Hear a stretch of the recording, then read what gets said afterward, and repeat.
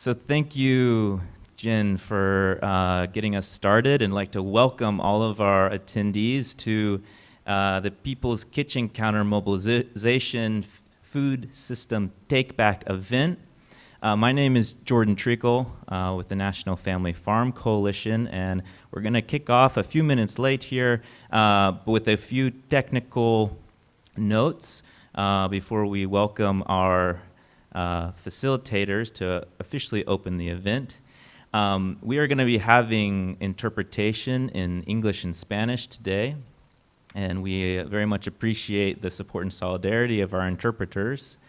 You can find the link to access the Spanish or English interpretation at the bottom right or center part of your screen. You click on the globe and choose Spanish or English.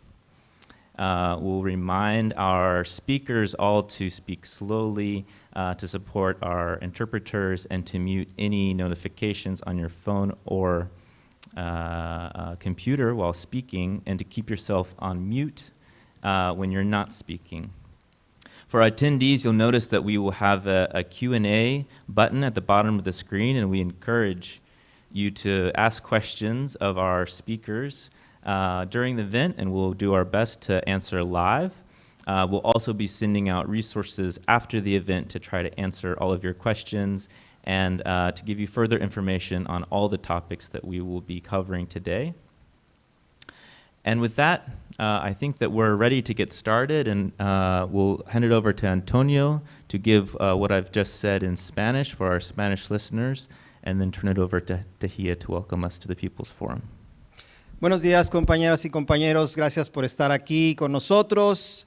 Estamos muy contentos de estar aquí. Y para aquellos que necesitan interpretación del inglés al español, la mayoría del evento, la mayor parte del evento es en inglés. Entonces, por favor, si pueden ir en la parte baja de su pantalla, si están en una computadora, van a ver un círculo. Y en ese círculo van a apretar y cambiar a la opción en español. Y pueden tener traducción simultánea para español. Si están utilizando un teléfono, van a ver 3 puntos abajo de su teléfono. Aprieten esos 3 puntos y va a también salir la opción de interpretación para español. Para las preguntas y respuestas, también en la parte baja de su pantalla van a tener una pequeña pantalla, un símbolo que dice hacer preguntas. Pueden hacer preguntas en español y vamos a estar traduciendo en inglés.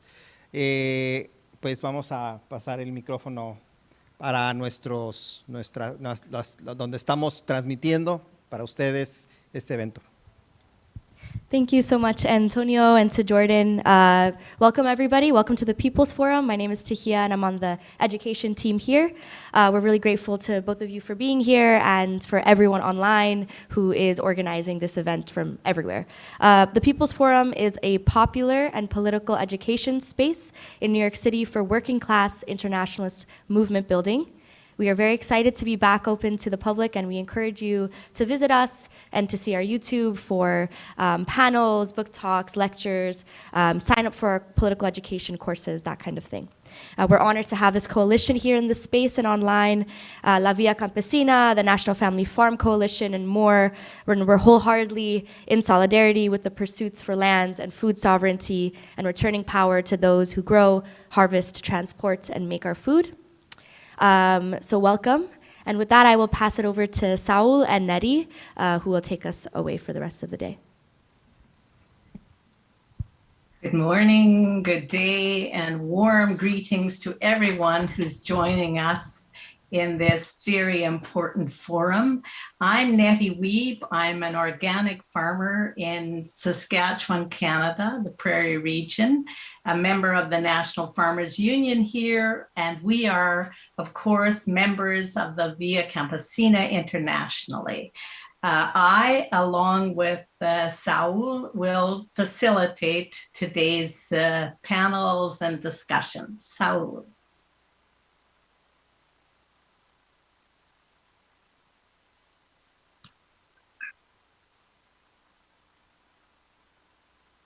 Padiusi bicheka bizanaka. Padiusi bicheka bizanaka. Ridediuski seguirasi setu. Runi bijinya tu yana jirari. Rachiguinudija. Unanga ni kayuba. Gidubina kagijilayu. Unanga ni kayuba lanu. Nesinga nashkenda bi aninu. Tiganda chugenda nasaka. Danikashkichinu. Dios quise pelatu bichene bizanaka. Muy buenos días o muy buenas tardes, hermanas y hermanos, donde quieran que se encuentren. He enviado un saludo en mi lengua materna, en mi lengua zapoteca. Yo soy Saúl Vicente Vázquez, indígena zapoteca del sur de México, y soy miembro del Consejo Internacional de Tratados Indios.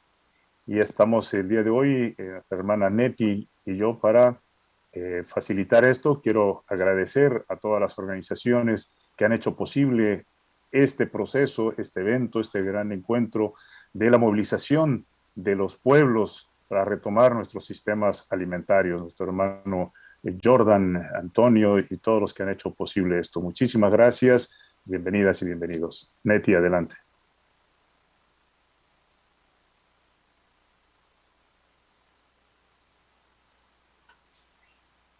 We want to invite Rachel Sayat to offer a prayer. Saul, will you introduce Rachel, please? Muchas gracias, Neti. Antes de iniciar nuestras reuniones, nuestros eventos, nuestros encuentros desde los pueblos indígenas y de las organizaciones y movimientos sociales de productores de alimentos, siempre decimos que hay que empezar con una ceremonia, con una invocación para pedir al Creador que nos siga bendiciendo, que nos cuide, que nos dé protección y capacidad para poder desarrollar nuestras tareas y nuestros trabajos. Por esa razón, en este encuentro también vamos a tener esta ceremonia y nuestra hermana Rachel Sayet va a hacer esta ceremonia, la cual le agradecemos y le pedimos que inicie con la ceremonia y pedimos a todas y todos, por favor, que nos concentremos como si estuviéramos de manera presencial y hagamos una confluencia tratando de tocar las manos y los corazones y los pensamientos de todas y todos ustedes entre nosotros mientras nuestra hermana Rachel hace la ceremonia. Adelante, por favor. Muchas gracias.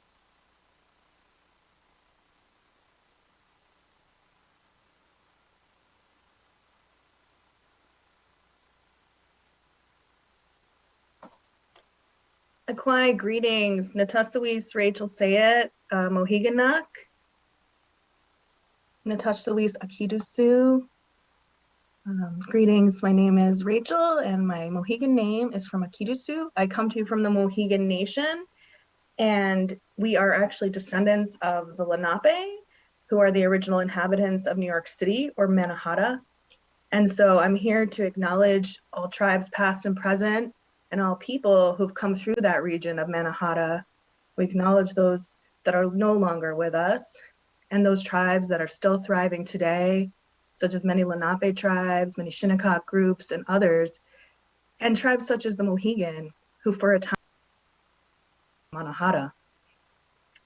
And I offer a prayer for this great conference today, for this take back. Tabatni Gunchi Mundu. Tabatni Aki. Tabatni Wami Skidambak.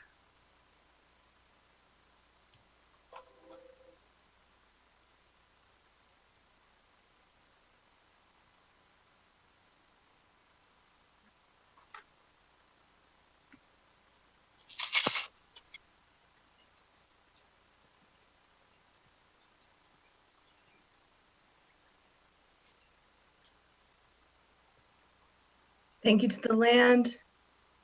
Give blessings to the land. Thank you to all my relations. Thank you to the Creator.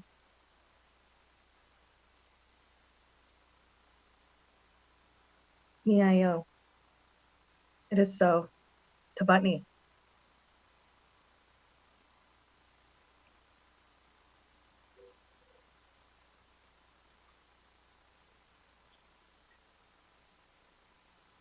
Thank you, Rachel, for that reminder that we need to live in gratitude for land, that we are connected to the past and to the future and woven into the web of life. Thank you for making that clear to us.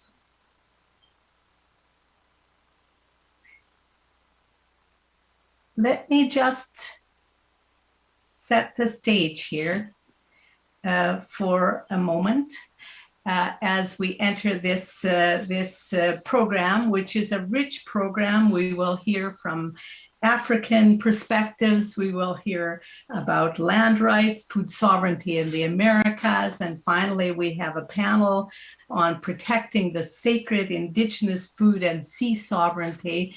We have assembled here a wonderful group of interveners and panelists, and this will be a rich few hours of discussion around food and food systems.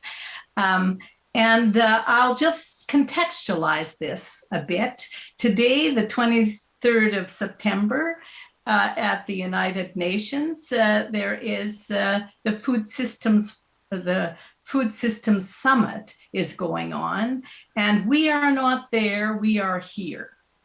And we are not there because from the very onset, this Food Systems Summit was designed to privilege a certain narrative and to change the multilateral governance of the United Nations, shifted from multilateralism to multi-stakeholderism. And if you want to know a little more about what that means for us, all of us who eat, who grow food, who live in communities, it means that the power shift is going on from our governance structures and those we hold accountable for food policy, shifting towards a much less transparent and much more corporate-driven narrative.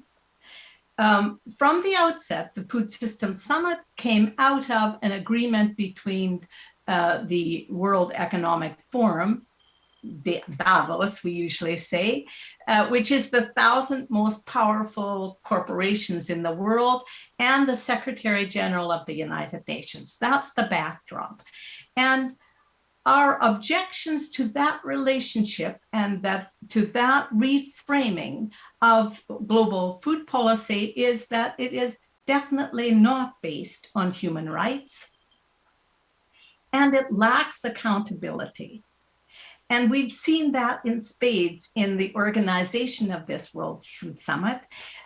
We've seen that they've resisted any push from people's organizations and from the civil society mechanism and indigenous peoples mechanism, requesting a conflict of interest and accountability framing. They resisted that. They don't want to talk about conflicts of interest between the corporate sector and governance. And they certainly have not worked on how accountability is framed in all of this. So in this Food Systems Summit that's going on as we speak here, you will hear a lot of language that sounds appropriate. Positive language about nature positive solutions to the food crisis we're on, inclusiveness, champions, all kinds of language which seems to address some of the issues that we are concerned about. But let's just be clear about what's driving that agenda, and that the outcomes of it will be predictable. For one, they have failed to take account of the context we're all living in right now, which is the COVID crisis. They've basically left that off of the schedule because they are focusing yet again on how to ramp up food production, increase the technological and investment and corporate interventions in food systems, and how to control the narrative. It is not focused, let me just be clear, it is not focused on how to live better, how to deal with climate change in real ways, how to ensure that everyone has nutritious food, that we live in healthy communities, and that we take care of environment. That is not at the core of this investment corporate food systems agenda. So we are in danger here of having this food systems summit that they've organized going over into the future with and changing the possibilities that we as people have. And we are resisting that. That's what this counter-mobilization is. We are resisting it not on their terms, not on a conflictual, we are bigger and more powerful, and we are more, we can change nature more radically. That's not our agenda. You will see the panels today speaking from an altogether different perspective, from the perspective of living in community, of being there for each other, of solidarity, and of taking back food governance. I'll turn this over to Saul now. Muchas gracias. Thank you very much, dear Nettie. Now, as our sister Nettie has just been saying, the civil society and indigenous peoples mechanism for relations with the United Nations Committee on World Food Security, we are very concerned by the situation that Nettie has just described. In fact, last year in October 2020, together with other social movements and organizations of those most affected by hunger, malnutrition, and environmental destruction, we launched a call to organize a counter-mobilization to the UN Food Systems Pre-Summit, which had been convened by the UN Secretary General. It was going to take place in Rome. Back then, we decided to organize this counter-mobilization. It took place between the 26th and the 28th of July of this year. Now, on that occasion, over 9,000 people participated. We managed to reach thousands of people, of citizens from different countries across the world with our vision to transform food systems, i.e., those industrial food systems that have been imposed on the planet,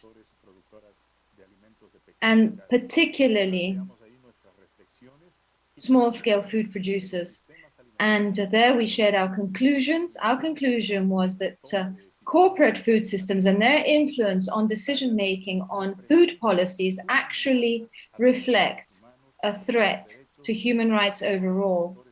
In particular, the human rights of small-scale food producers and of indigenous peoples.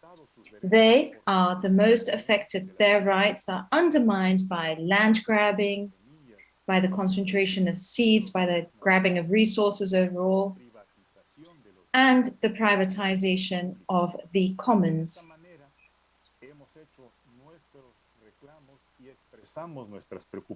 Therefore, we put forward our demands and our concerns.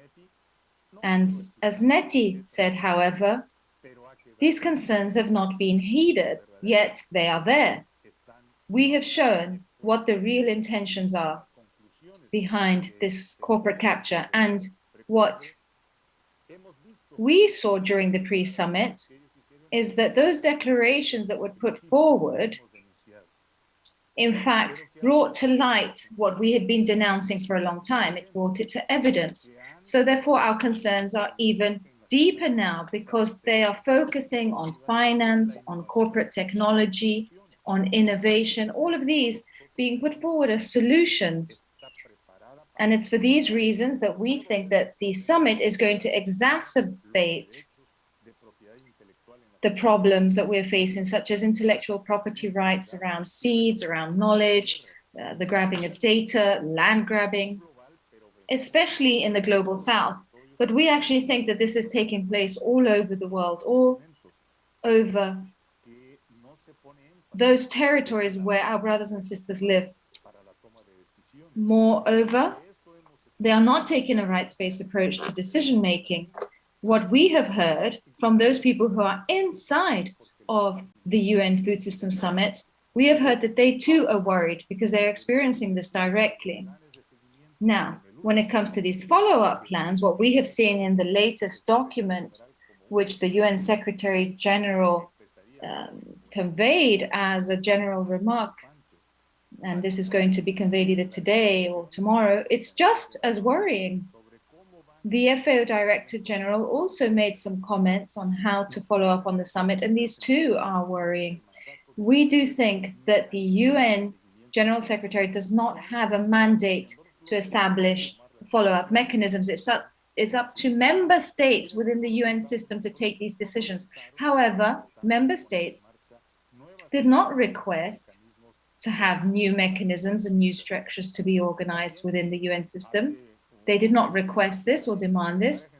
The Vice Secretary General of the UN, just a few months ago, actually committed to not create any new structures. And yet, just recently, there was a declaration made that Rome-based agencies, i.e. the FAO, WFP, and IFAD, will jointly run a coordination center which will take advantage of their capacities to follow up on the UN Food System Summit. So what does this mean? This means that they are going to hit hard on global food and agricultural governance. Now, the UN Committee on World Food Security, so far, has been the foremost inclusive intergovernmental space thanks to our mobilizing from the last 20 years. And it is being undermined by this action. The HLPE, the high-level panel of experts there, is also being undermined. It will be weakened overall. These actions intend to weaken multilateral systems, such as the UN, and to replace these by multi-stakeholder arrangements where there is no responsibility no accountability being taken, which is why we wish to transform food systems, which is why we are against corporate food systems. And we wish to shine light on those people who produce 70% of food across the world. I am referring to small-scale food producers and indigenous peoples who have agroecological food growing practices and who make us resilient against climate change. This is everything that is at stake today, now, which is why we're going to listen to the voices of our colleagues from different regions. With this, we now give the floor to our colleagues from Africa to initiate panel 1, the first panel. Slow Food International will also be there, together with several speakers from Africa.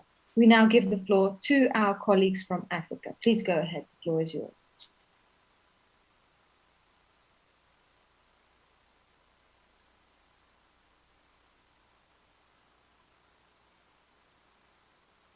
Greetings, welcome everyone.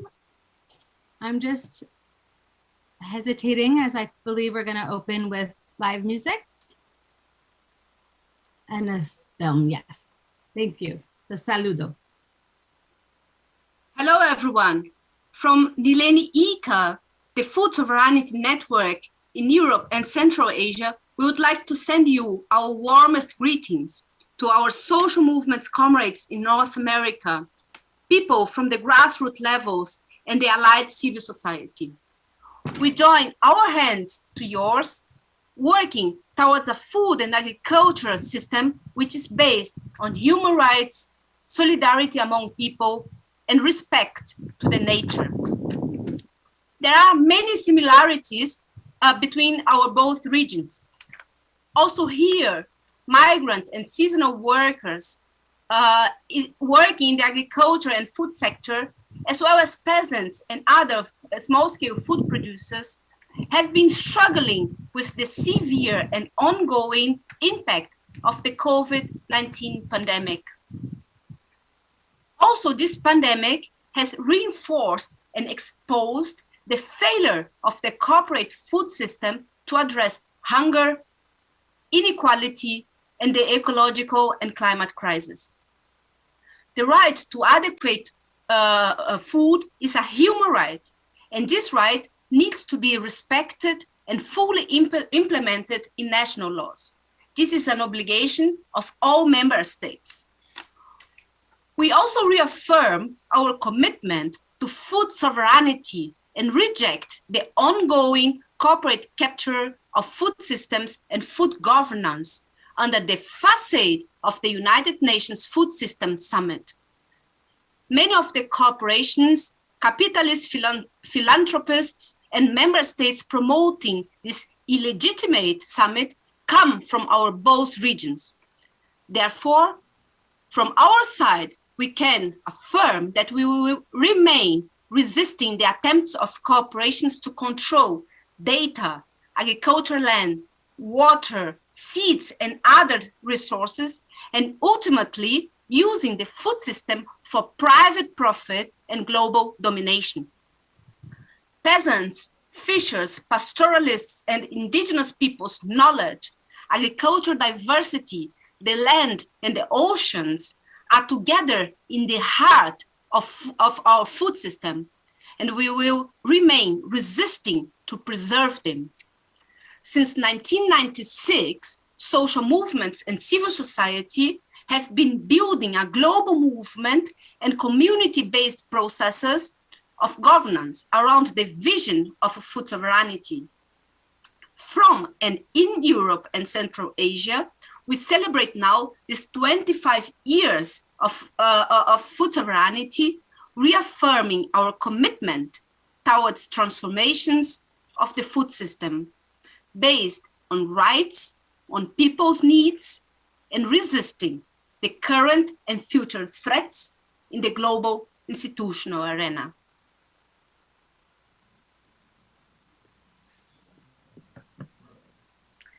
We're all citizens, consumers, and eaters, and we want food justice. This means access to healthy, fresh, agroecologically grown, local food from producers we know and that we trust, and not the highly processed foods that poison our bodies and that are full of chemical substances and controlled from seed to plate by corporations.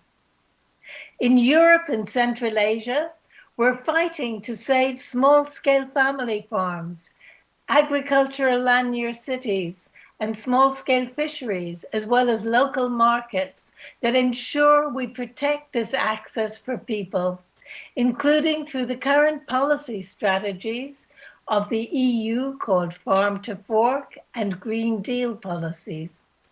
These struggles are similar to those around the world, including in North America.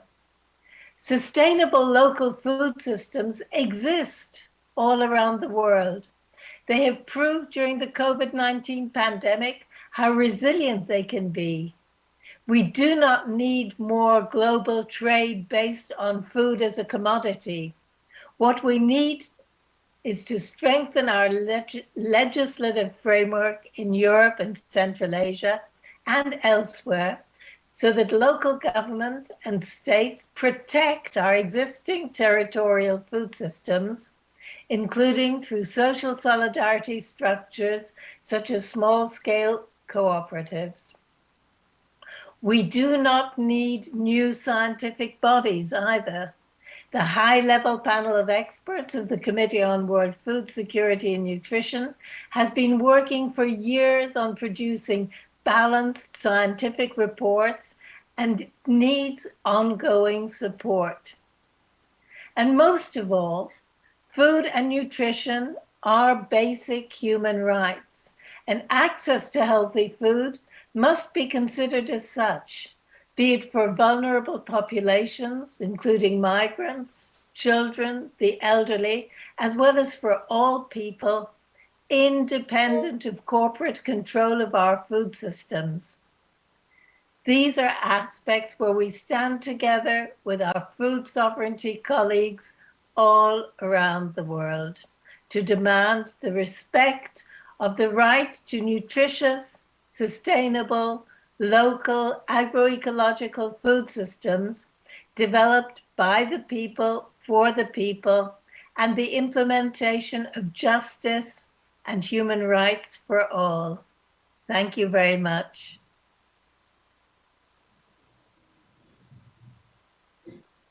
Welcome, everyone, to the People's Kitchen Counter-Mobilization Food System Take Back, and our conversation today with two prominent African leaders in the fight for food sovereignty in Africa, Anne Maina and Eddie Muchibi. I'm Heather Day with Community Alliance for Global Justice, based in Seattle on Coast Salish land. A decade ago, when we found out that, or over a decade, when we found out that the Gates Foundation was pushing a so-called new green revolution in Africa, we formed the Agra Watch campaign to act in solidarity with the African food sovereignty movement and to contest Agra, the Alliance for a Green Revolution in Africa. And we work closely and are very honored to be friends of ASFA, member of the Alliance for Food Sovereignty in Africa. And I'm very excited that we're about to launch our first film of a 5-film series together with ASFA called Rich Appetites, How Big Philanthropy is Shaping the Future of Food. I'm grateful to everyone who's joined us today. I'm grateful to be part of global movements who've stood up together to contest the UN Food Systems Summit and to stand up together to say no and to delegitimize this summit who has sidelined the very people who are most impacted by a broken food system. First off, I thank you, Anne and Eddie, for being here with us. And I just want to ask if you could both please just introduce yourselves and your organizations and tell us a little bit about your work. Anne? Yes, thank you, Heather. My name is Anne Maina. I'm the National Coordinator of the Biodiversity and Biosafety Association of Kenya. And we are members of the Alliance for Food Sovereignty in Africa, which is a network that brings together over 200 million farmers in Africa and networks working on agriculture issues and food sovereignty in Africa. Thank you.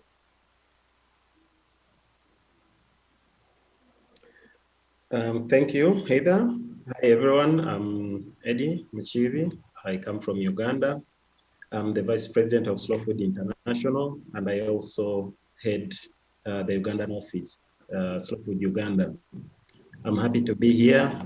I work mostly with grassroots communities, farming communities, pastoralists, fisher folks, and all people who are working in the food system, right from the grassroots level up to the national and international level. So my work is mostly around food communities. Thank you.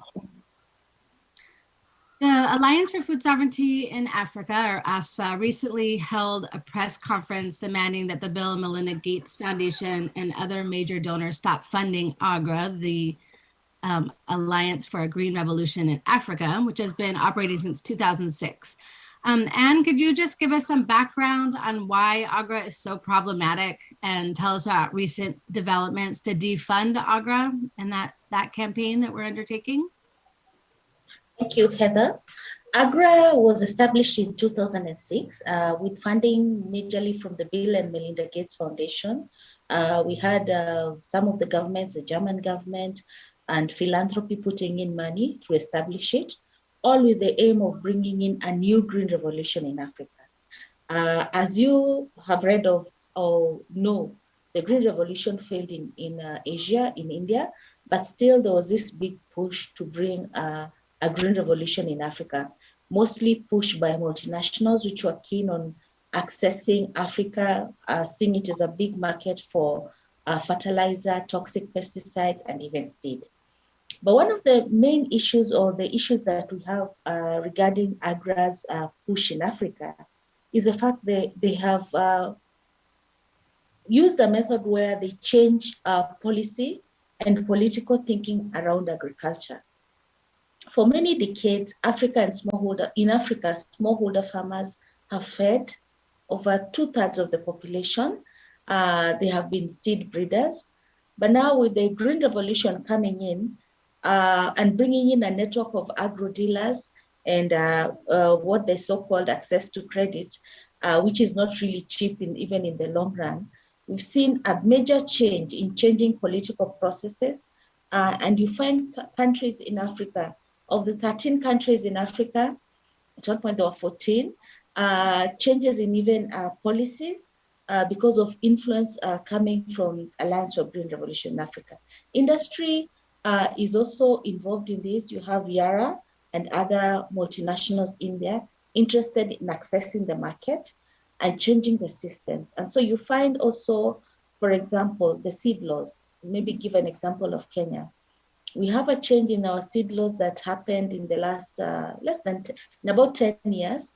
And our laws were mostly conforming to the international UPOV 1978 laws, which recognize the role of smallholder farmers, farmer-managed seed systems, the fact that farmers were recognized as breeders and people that were able to breed seed and use it for the next season and has fed us for many years.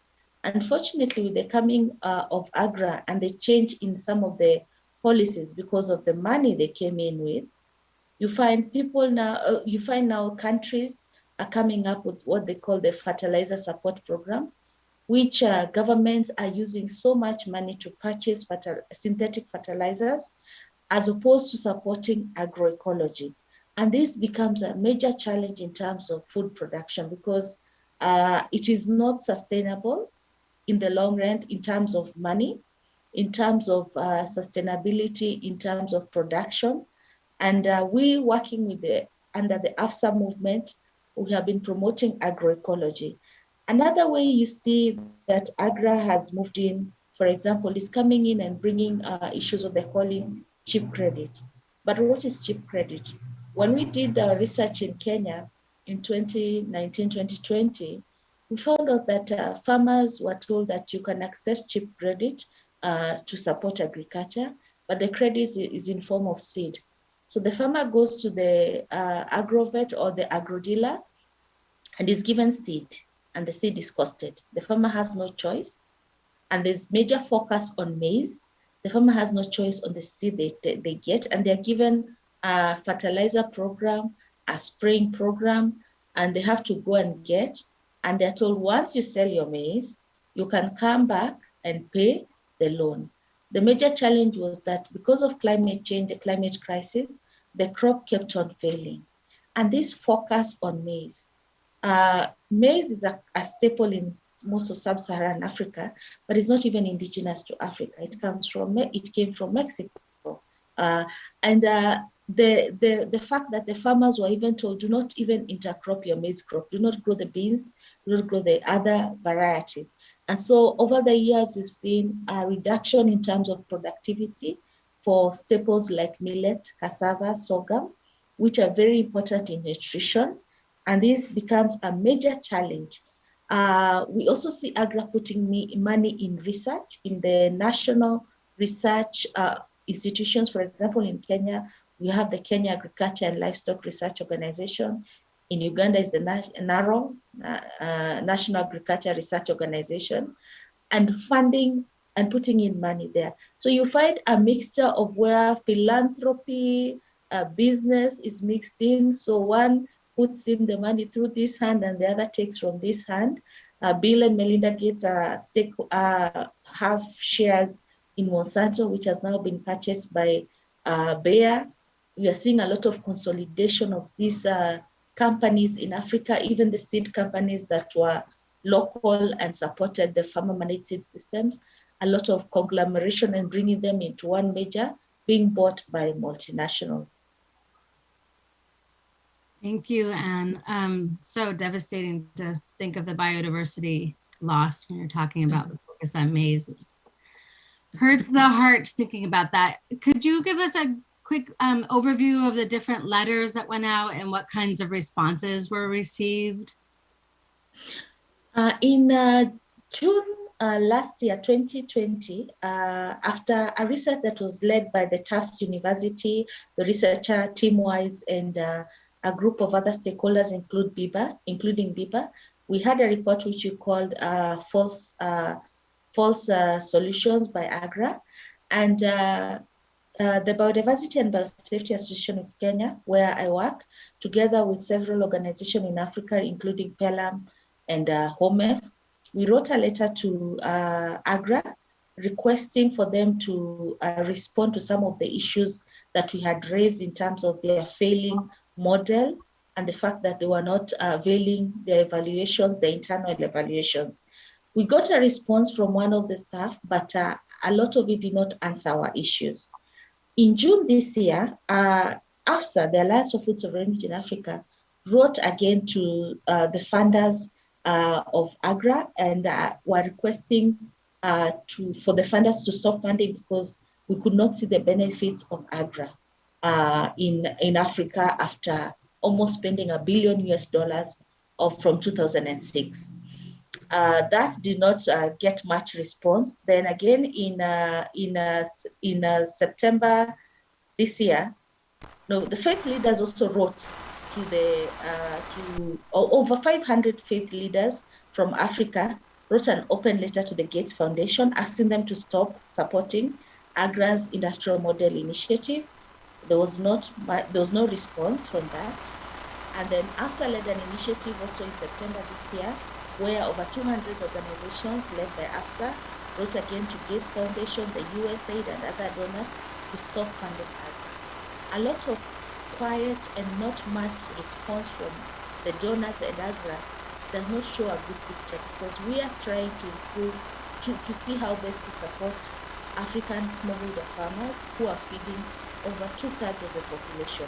Unfortunately, industry, and as I talked of, industry and business and philanthropy are all working together because the huge market in Africa for synthetic fertilizers, for toxic pesticides, and even hybrids. Yeah, zero response from the Gates Foundation. It's outrageous. In spite of all these problems, AGRA's, the Alliance for Green Revolution in Africa, their broader model of industrial, chemical intensive and corporate-led agriculture is gaining even more traction, as we know, including through major international forums like the forum today, the UN Food Systems Summit.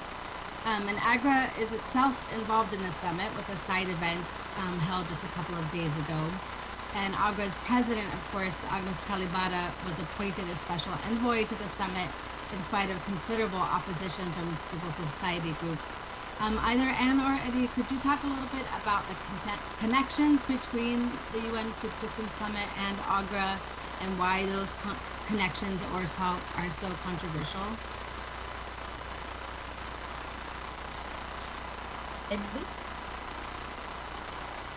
Yeah, I can take on this because I've been trying to also see why AGRA and the UN Food Systems Summit so much in working so closely this time around.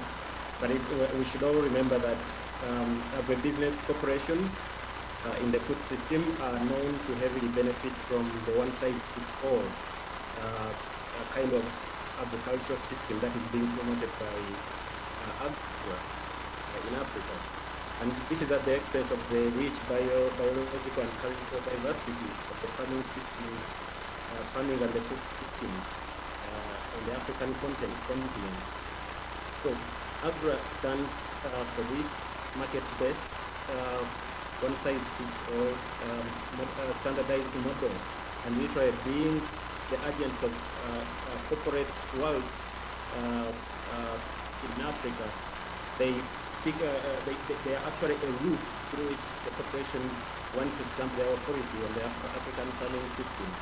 So it's pretty clear that AGRA is has a pivotal role in linking corporate-controlled food systems and its predetermined outcomes to the African agricultural and food systems. So this is the role which AGRA is actually playing, linking this the predetermined outcomes of this food system summit and the interests of the corporate world to the African continent. They continue to serve as a working tool to foreign agribusiness corporations as they stamp their authority and control over African food systems.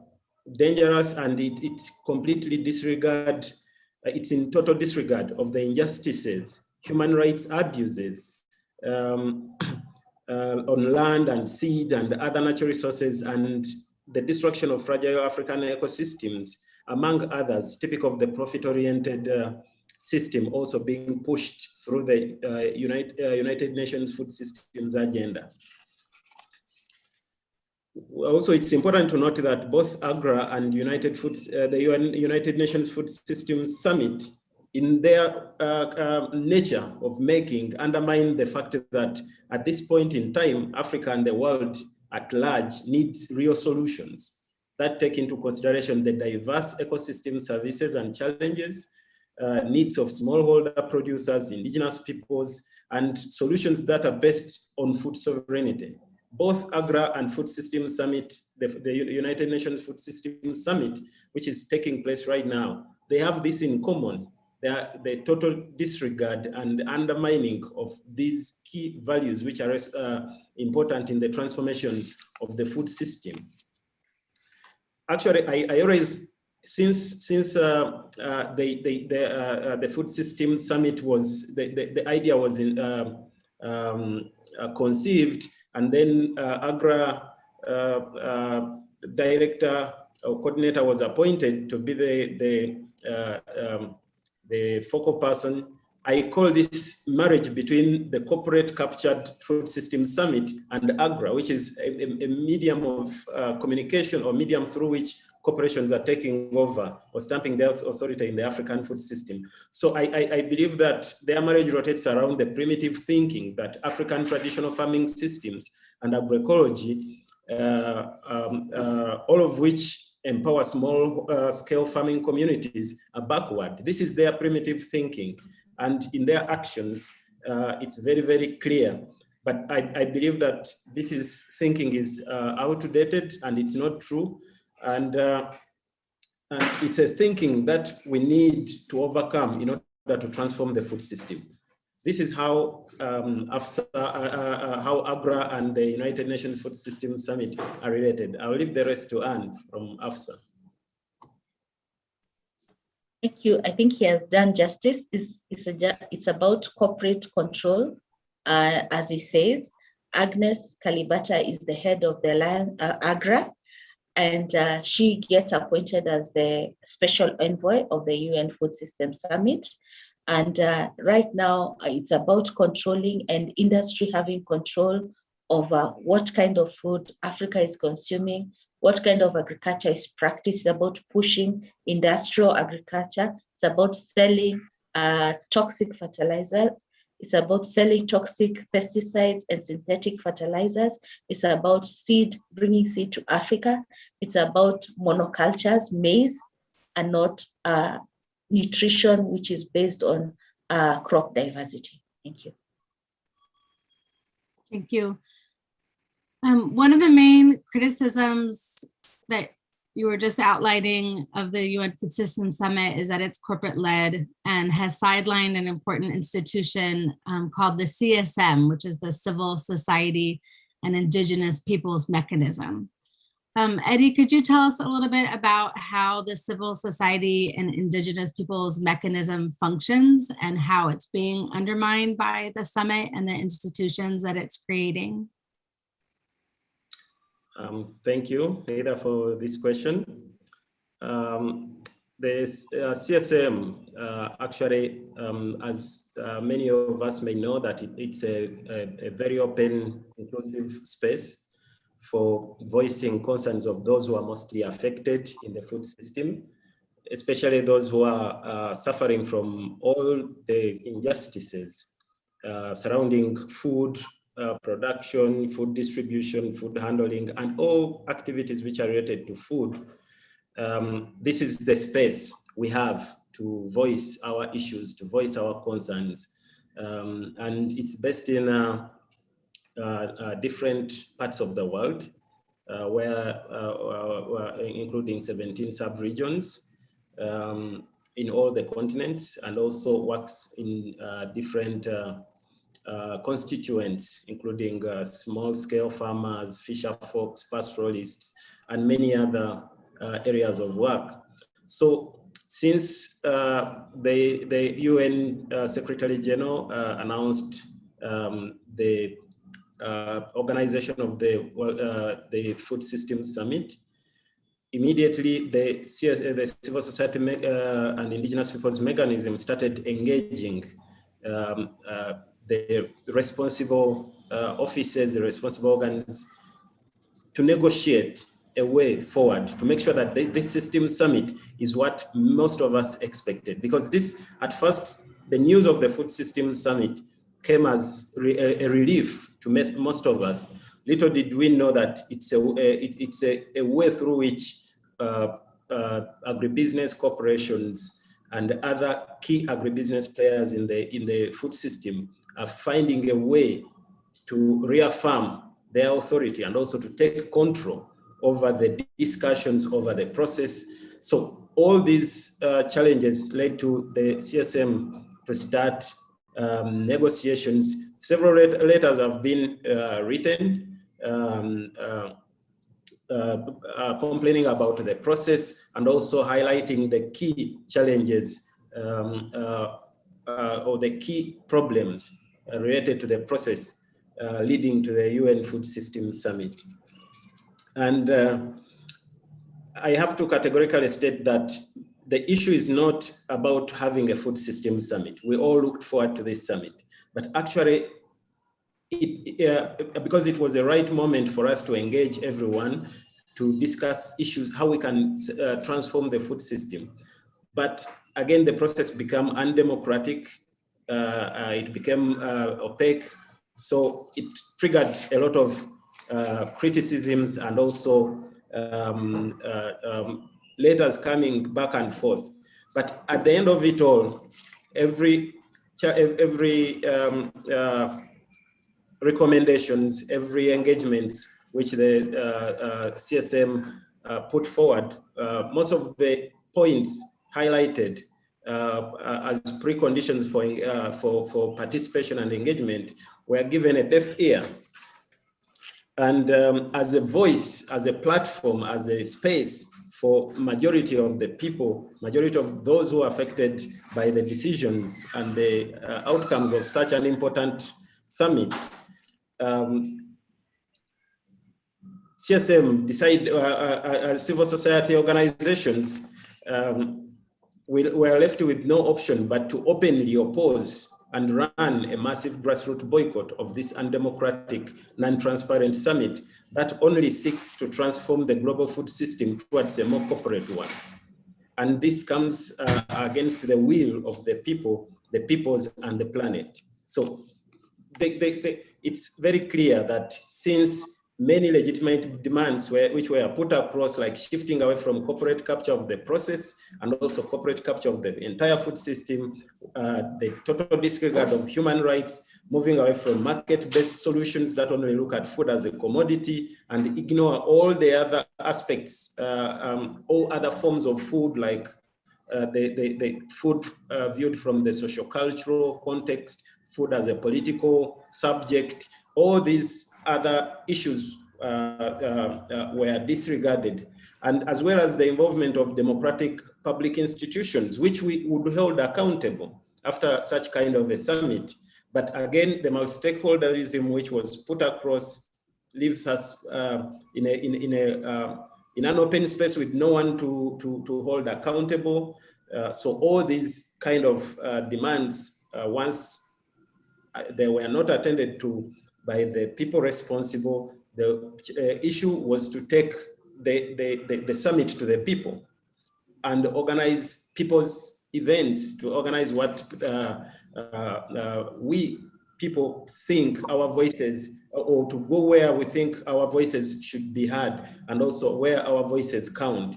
And this is organizing the boycott event, the counter summit event, opening up media channels which are dedicated to the counter activities, because these are the true voices of the people.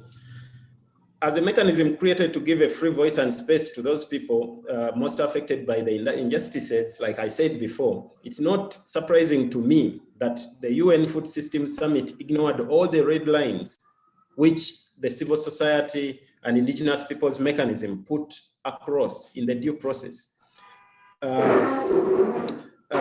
Most, if not all, these injustices are as a result of the industrial system, which actually the UN Food Systems Summit is promoting in the process.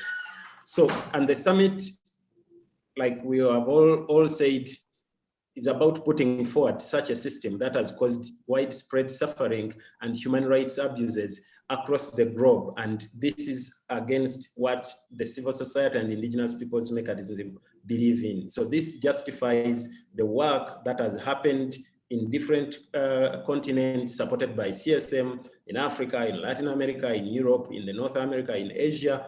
All work has been going on, and it will go on to air people's voices even after the summit taking place. Yes. Thank you for that, Eddie. Really helpful overview. And unfortunate the way things have unfolded. I wonder if either of you want to share just how you think that the institutions that these new institutions or proposals coming out of the UN Food Systems Summit or being established there, how they'll impact ordinary Africans and people that you work with on the ground there.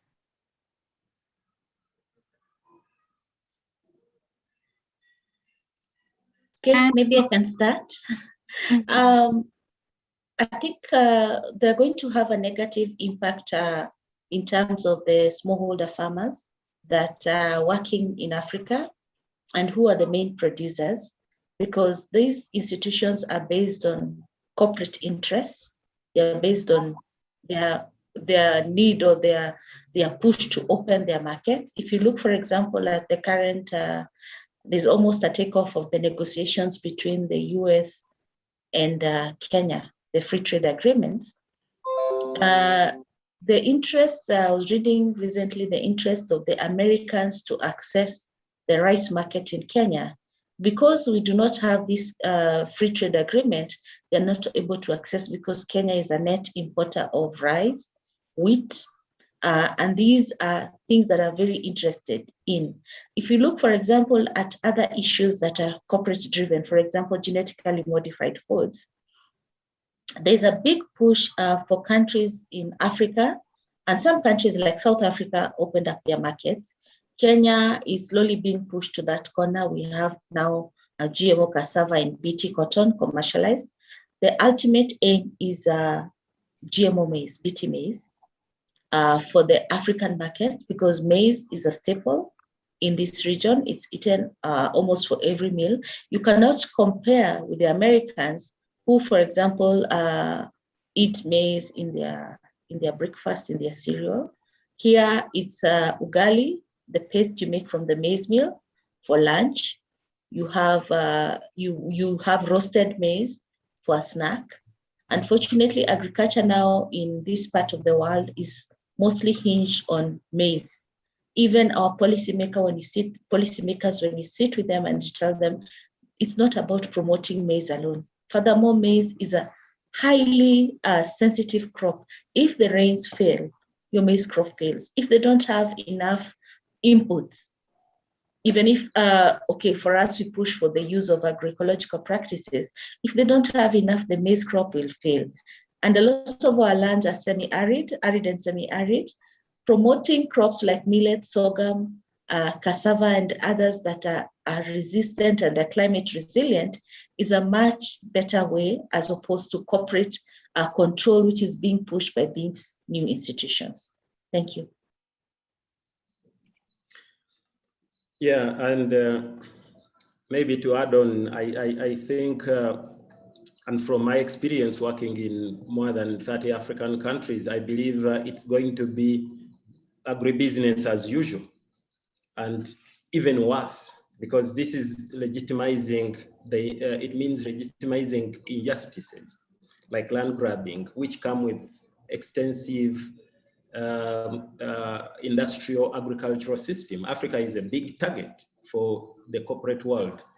The land, the resources, the climate, everything about Africa is a target for the corporations. So it's even, it has been agribusiness as the main focus, but it's going even to be much more than agribusiness as usual. For the African farmers, because most of the reality is most of the farmers, smallholder farmers, Africa has mostly smallholder farmers who cannot afford seeds every after the season, because our agricultural system in Africa is built on a system that respects nature and that uses the locally available resources. Extending the corporate control over the African agricultural systems, meaning more and more families dropping out of farming or being forced to give up their land through legitimized grabbing systems, to go even hungrier than before. So the UN Food System Summit and the institutions which are being created out of that, they're not going actually to foster people-centered agricultural system. They're going to foster in corporate-centered systems, which are only about profits, only about satisfying market, not even thinking about developing local economies. The African agriculture traditional systems are about developing local economies, supporting each other, supporting the environment, taking care of the planet and all the resources. This is completely different from what the UN Food System Summit is envisioning for Africa and for many other people in the global south and out there in the world. Just to reinforce what you're saying, Godfrey Balgua, might be mispronouncing his name. He's the author of the African Union's Common Position Statement on Food Systems that was leaked recently, and there's a big response on the part of African food sovereignty movement. In the Agra side event 2 days ago, he stated that through the African Continental Free Trade Agreement, that Africa is open for business for both domestic and foreign investors. And I think that's how they are presenting what they're trying to do. Also in that side event, the United States Agency for International Development, USAID, was participating, and their representative is Jim Barnhart. And he said that USAID and the Gates Foundation, the Gates Foundation's representative at the site event named Roger Voorhees, and both Jim Barnhart and Roger Voorhees repeatedly emphasize a need for quote unquote locally led food systems and African led solutions, and said they want people to tell them where they could change course and have a different approach when something's not working. He kept emphasizing partnership and listening to all partners and locally led leadership among the most marginalized. And I just wonder what your response is to that claim that that's USAID and the Gates Foundation's approach. Thank you, Heather. I think USAID has not had a very good history in terms of what they push in Africa, especially agriculture. They have been seen as part of the system that has been pushing for the opening up of African markets to genetically modified foods. And now we have the GMO 2.0 gene editing and all those. For me, and looking at the fact that Agnes Kalibata, an African woman that is heading the AGRA, was asked to be a special envoy for the UN Food System Summit, is quite significant. She, being an African woman, is expected to understand the challenges that women who are the main producers in the smallholder farmer and family farming movements in Africa, the challenges that they are going through. Unfortunately, coming from where she's coming from, AGRA, and when I talked about the push for AGRA, AGRA has managed to even support several PhDs and master's degrees, and come with the notion with these incentives, even to the various ministries of agriculture, that you're going to take your staff to study more, improve, get their PhDs and all this. We are taking your young scientists to Iowa to study and get advance their degrees. Unfortunately, what that does, it changes their thinking.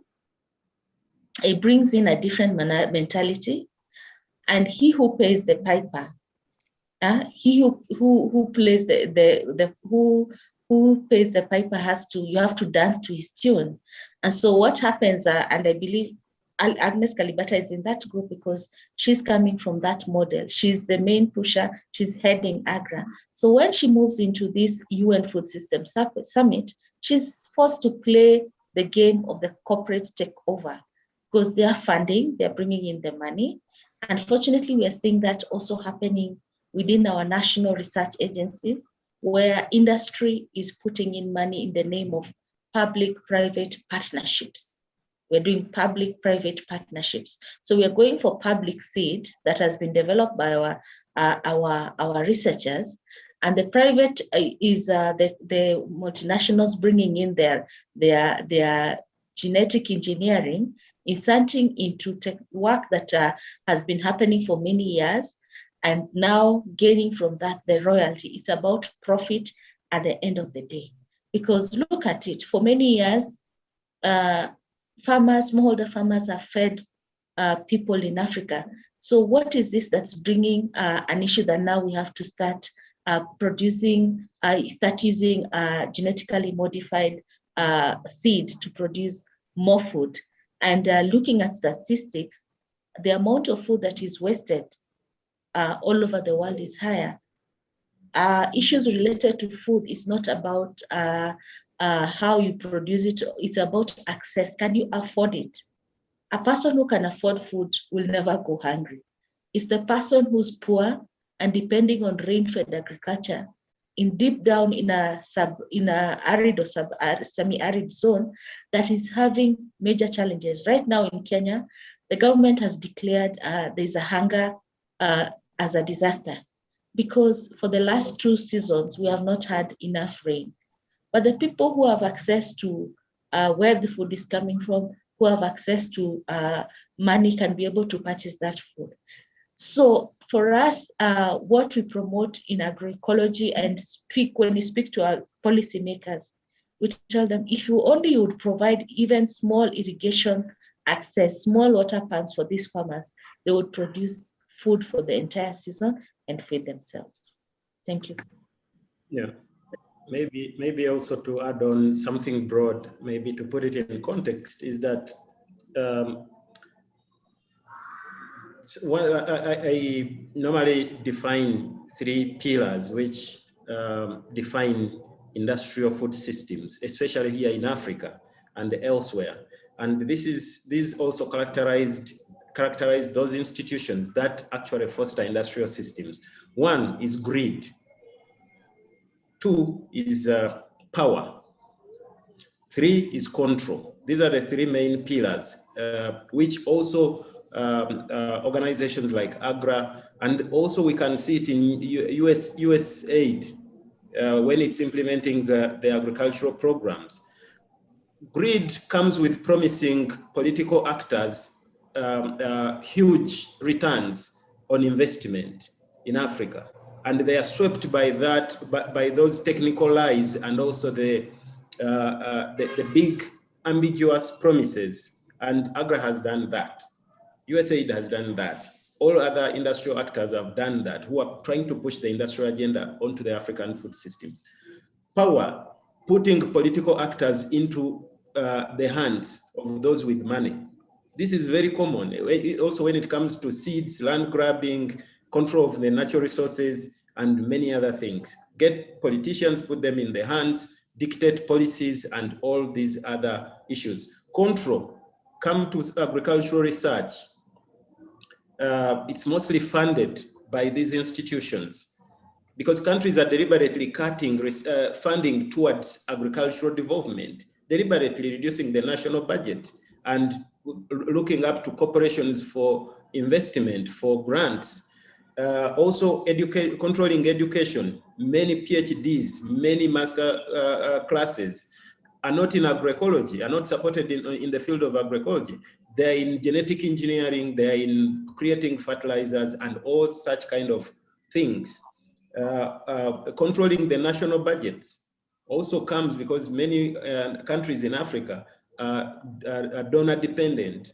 So these institutions, through their philanthropy and also other grant-making entities, they control the national budget.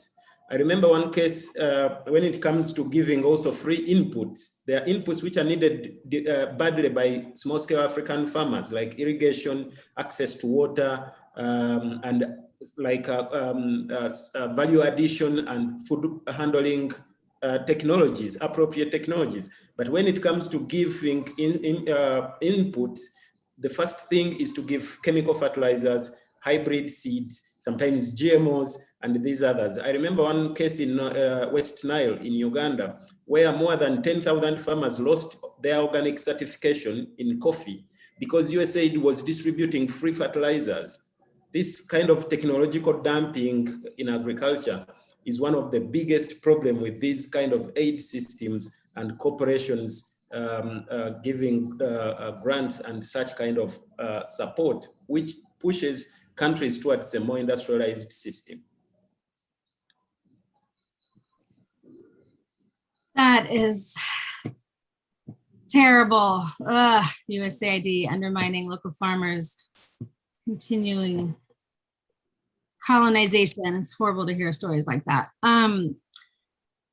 And you were talking about, both of you, sort of what leads to these corporate perspectives on African agriculture, and that, you know, perhaps getting an education in US institutions that are funded by agribusiness who have, you know, in Iowa, it's like the Monsanto campus. I mean, it's very explicit, the funding. Just makes me think of a question from Brenda Biddle, who we've worked with over the years closely. Hello, Brenda, I'm glad you're here. She asked, I've been following movements for food sovereignty for many years. I understand and agree with and support everything you have said. My question is, could you explain the problem of Agnes Kalibata's position in a way that her supporters could understand? Or as an African woman, how can she not see all the problems of which you speak? It's about where maybe she's coming from, let me say.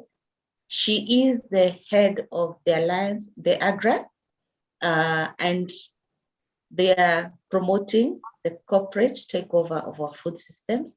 They are promoting the use of hybrids and eventually GMOs. Hybrids are just one step away from genetically modified foods. They are promoting the use of synthetic fertilizers. I talked of the system that they are forming, a system of agro-dealers, what they are calling even village-based advisors. So the village-based advisor is at the village, and they advise the farmers on if they have a challenge in their farm. You need to buy this, you need to get this chemical, you need to get this fertilizer, you need to get this pesticide. Eventually, these village-based advisors are becoming what you're calling the agro-dealers. But the major challenge with having an African woman at that position is that everyone assumes she understands all the challenges the women, the youth, they face in terms of agriculture. But if you look back, a lot of these leaders that we're having heading such institutions, African leaders, come from a school of thought where their thinking has been changed. Let me give an example. In Kenya, in the county that I live in and work in, Kiambu County, we started a push for the adoption of agroecology. And we started from what you're calling developing an agroecology policy. It passed this year. But after the political process of getting the policy, we went to the Ministry of Agriculture in the county and the staff and told them, now we have a policy, you have to change the strategy here. It's no longer high synthetic input-based agriculture. we need to move towards agroecology. It was shocking to us that a lot of these sub-county agriculture officers, the directors, and some, I think the bigger group were women, they were like, what is agroecology? From school, we have been taught agriculture is about using fertilizer, using pesticides, having a clean crop. Your maize should be big and you pump it with a lot of these chemicals. Unfortunately, most farmers in Africa now are doing that. And so getting that thinking was such a struggle. And we're like telling them, but agroecology has always been the default, the smallholder farmer who cannot get this subsidy, who cannot afford. They use their compost manure. They use their local what are they called,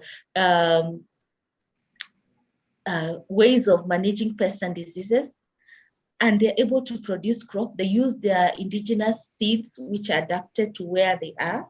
Integrated pest management is the word I was looking for, and they're able to produce food, and they do diversification, crop rotation. And you find these officers were wondering. And so we started the process of educating them on what is agroecology, because the education system, even at the local level for primary to high school, to the local university, is about agriculture, is about agribusiness, is about production, moving into the market. Thank God now, okay, COVID-19 has brought in some positive aspect, because people now are looking at issues of nutrition, safe food and all this. And now we are having that kind of system change. And so looking at Agnes Kalibata, she comes from that system. She's pushing, she's employed to do that. She's appointed to this big position. She has to play to their tune.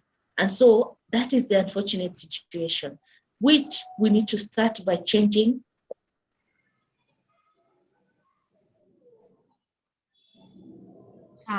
And we just dropped your voice.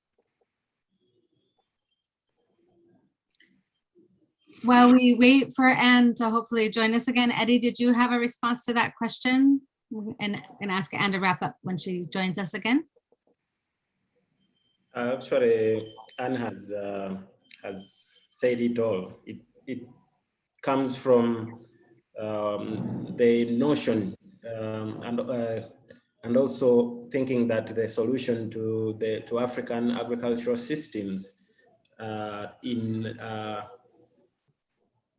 an advancing capital-intensive, market-based industrial model of farming, which is a total, which is totally untrue, if I can say.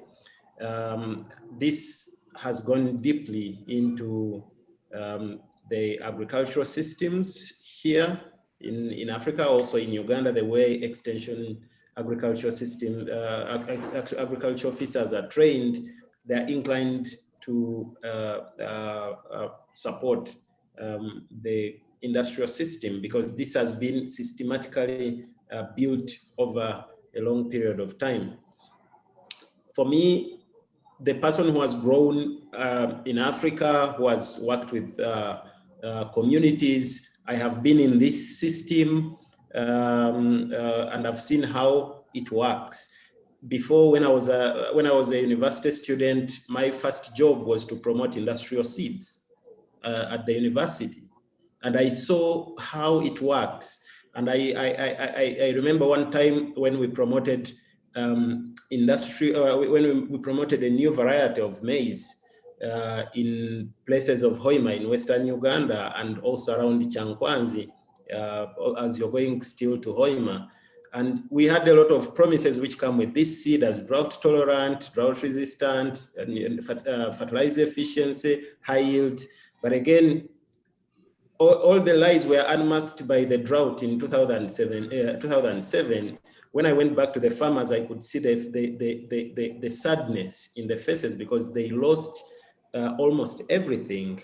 And I could not trust the system anymore. I had to make a U-turn, start working with farmers to build concrete solutions to their challenges in agriculture. And this means to rebuild the ecosystem, to look for indigenous seeds, to develop indigenous seed network, rebuild agricultural knowledge and work with farmers to co-create this knowledge, which they have been lost in the process. They have lost in the process.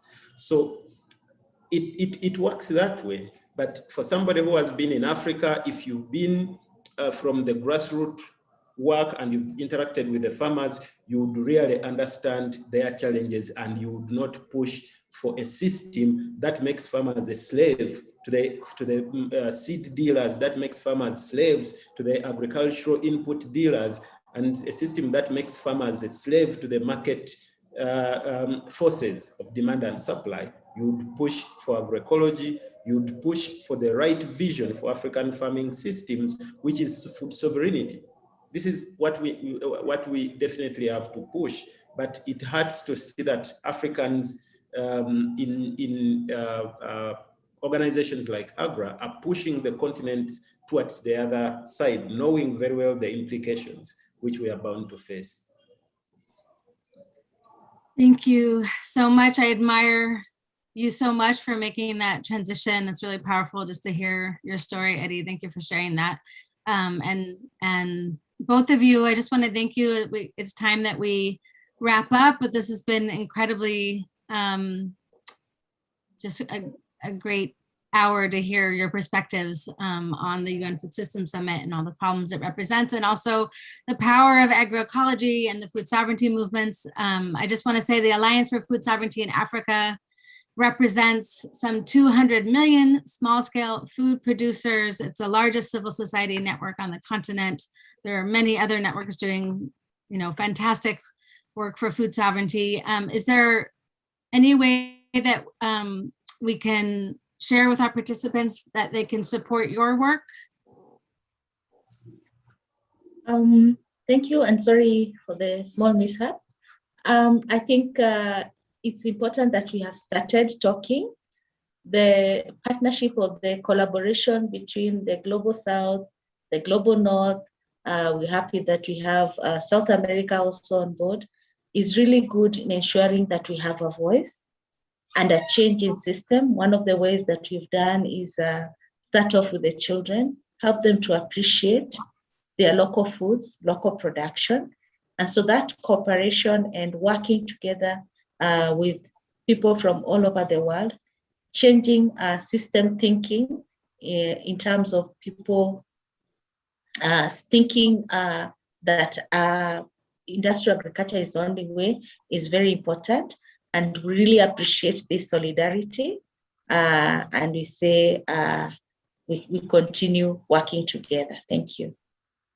Thank you, Anne. Do you want to add anything, Eddie? Yeah, for Slow Food, we remain a grassroots organization with thousands of communities all over the world. And also we are running different programs that actually promote sovereignty of the people and also connect people with food and culture. So these are, as well as playing an important role in amplifying agroecology.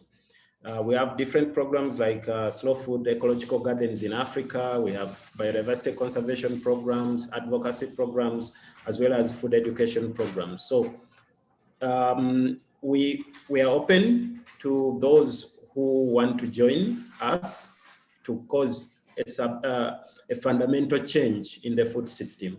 So just follow the Slow Food on social media, and also check on our website for more about our programs and how we can work together to change the food system.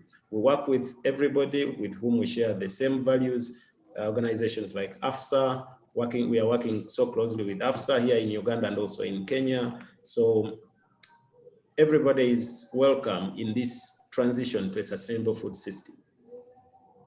And I'll just add that Community Alliance for Global Justice, my organization, is also a membership-based organization, grassroots organization, and we welcome you to join us wherever you are in the world.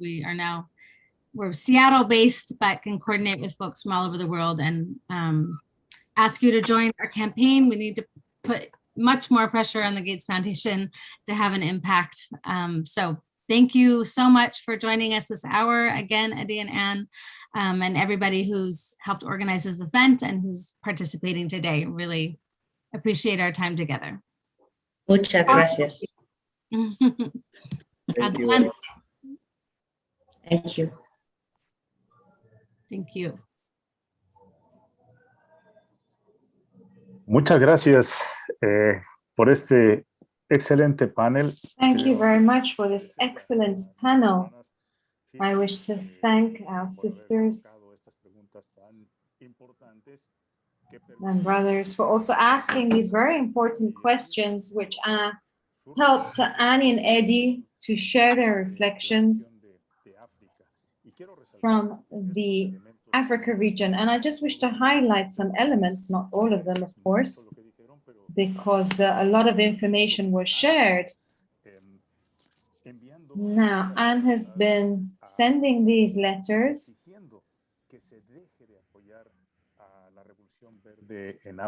with requests to stop supporting the Green Revolution in Africa, given that this is leading to problems in her region for many years now.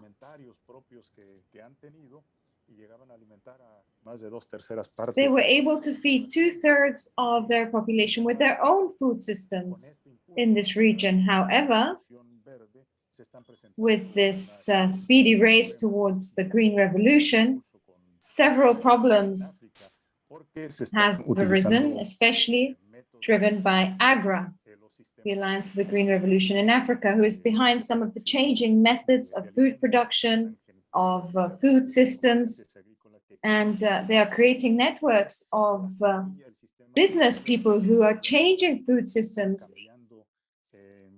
The network of seeds, for instance, is also changing. The way they see food producers is not as the guardians of seeds, but rather they support, for instance, the introduction of pesticides, but this does not lead to better yields. So hundreds of organizations have come forward with their demands, organizations of small-scale food producers, to demand the end of this green revolution because they're not able to access their own seeds anymore. They have to buy seeds, and money is being invested into research. However, this is funded by philanthropic organizations and often funded by large organizations such as Bayer, who push for their own interests as they see food as a commodity. Of course, this is not the best solution for Africa's peoples. It's not solving hunger in Africa. It is leading to other problems. They are not taking into account the injustices and the abuse of peasant farmers, and it's not based on local food systems such as agroecology. This is the most important issue that needs to be pushed, and yet this is not happening. Corporations control food. They are promoting monocultures and destroying biodiversity. Therefore, their proposal is to revert this process, to protect the spaces that social movements have already achieved, such as the civil society and indigenous peoples mechanism, where small-scale food producers are given a voice. In these spaces, our voices are heard. And yet, Agnes Calabata has now been selected as a special envoy. And that reflects her work in Africa and her vision, or their vision, to involve large transnational corporations in regional food systems. So we either oppose this situation, take distance from the corporate capture of the UN, and promote the protection of human rights and stop seeing food as a commodity, or we will find ourselves with more problems. Based on what the Africa group was sharing with us, We have to defend agroecology, food sovereignty, and we need to continue building alliances between social movements from the Africa region with other areas of the global south, but also with the global north, where we have different groups and brothers and sisters who are here with us today at this event, organizing this event. We need to educate children so that they can change their mindset with regard to the industrial food system, and we need to organize programs that defend food sovereignty based on agroecological food production. These are the proposals, and yet we're facing so many threats, and it's only through these alliances of social movements that we ourselves together as food producers organizations from Africa and different regions can face up to the threats that we are experiencing. Many thank you, Anne, Heather, Eddie, for this excellent panel. It was a very rich exchange. So once again, Anne, Heather, and Eddie, many, many thanks. Back to the floor. Nettie? Nettie, please. That was a rich and wonderful panel. And I share Saul's thank you to everybody, including the interpreters, of course. We move now to our next panel, which is land rights, defending land rights for food sovereignty in the Americas and beyond. But before that, we are going to have an interlude of music and a few videos.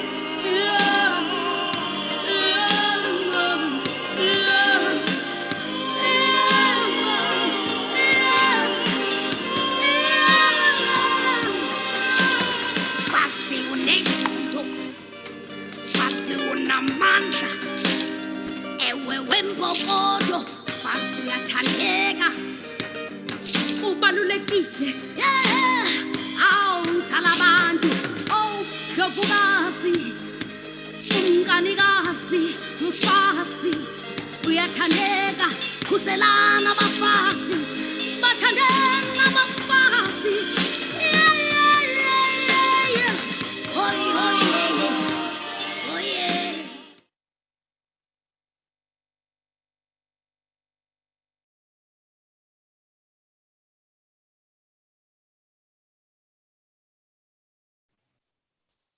Welcome back to the People's Encounter. We're having one technical issue. Give me just 1 second as we return.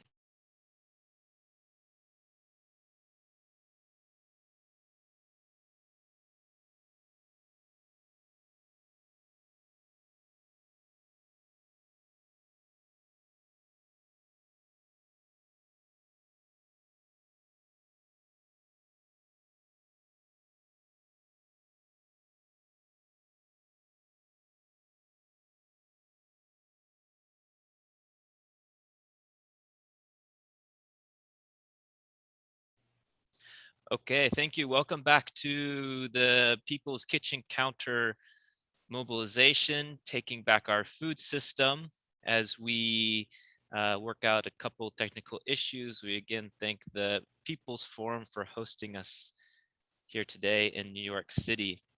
We're going to transition now to our second panel.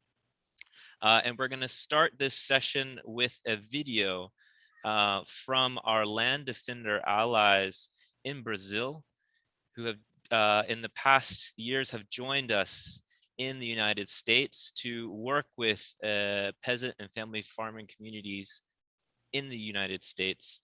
And so we'll have a quick message and video to be played to introduce and set up our conversation on our panels.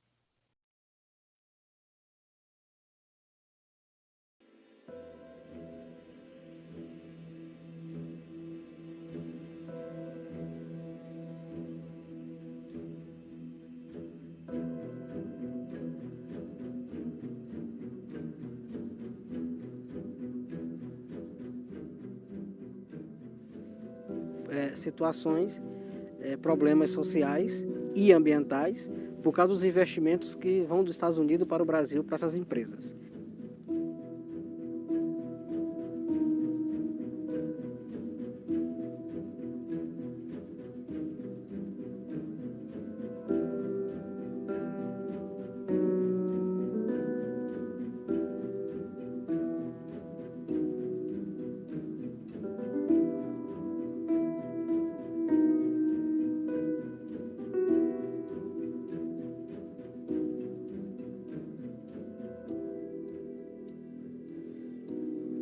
Essa quantidade de terras que está sendo comprada mostra isso, comprova essa questão, né? Que apenas é interesse no lucro para comprar terras, e são terras que a gente chama terras roubadas, né? Terras griladas.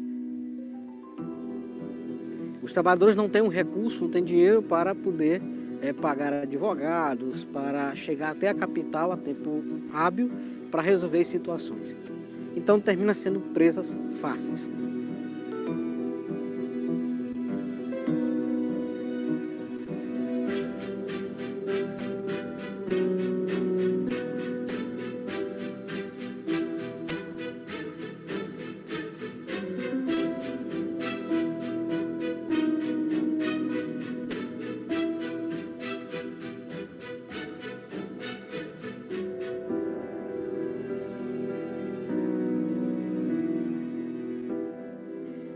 Eu vejo de cara duas possibilidades. A primeira delas é a perca das terras das pessoas para espaço desses investimentos que chegam. Uma outra similaridade que eu vejo entre o Piauí e Mississippi é a forma de resistência que as pessoas buscam. Eles se organizam, né, ou em cooperativas ou em coletivos, para resistir, para dizer que são parte da história, para dizer que pertence àquele local.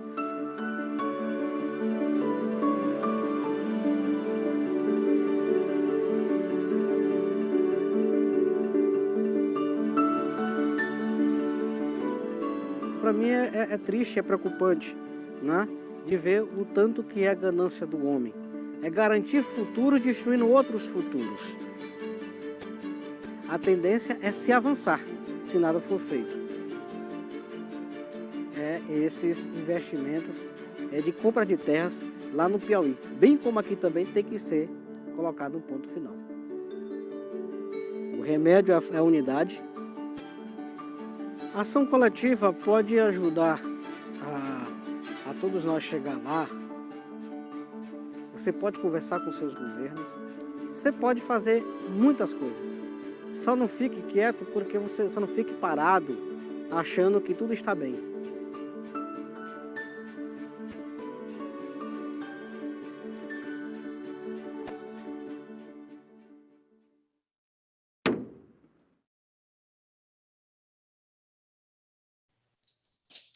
So again, welcome everyone to our second panel today, which is titled Defending Land Rights for Food Sovereignty in the Americas and Beyond. My name is Jordan Treacle.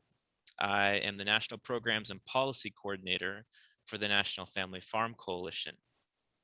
NFFC is an alliance of 30 grassroots and farmer-led organizations across the United States, working on behalf of the livelihoods of family-scale farmers, ranchers, fisher folk, and peasants. And I currently lead the organization's engagement with the United Nations and represent NFFC within our allied networks at the international level, including La Via Campesina and the CSM liaison group opposing the UN Food System Summit. I'd like to thank Tristan and Maria Luisa for joining our panel today. I'm going to read some quick bios from them as we start this panel. Maria Luisa Mendoza has a PhD in human geography from the University of Sao Paulo and is a visiting scholar at the Center for Place, Culture, and Politics at CUNY Graduate Center. She's the co-director of Rede Social de Justicia y Derechos Humanos, or the Network for Social Justice and Human Rights in Brazil, and editor of the book Human Rights in Brazil, published annually since 2000.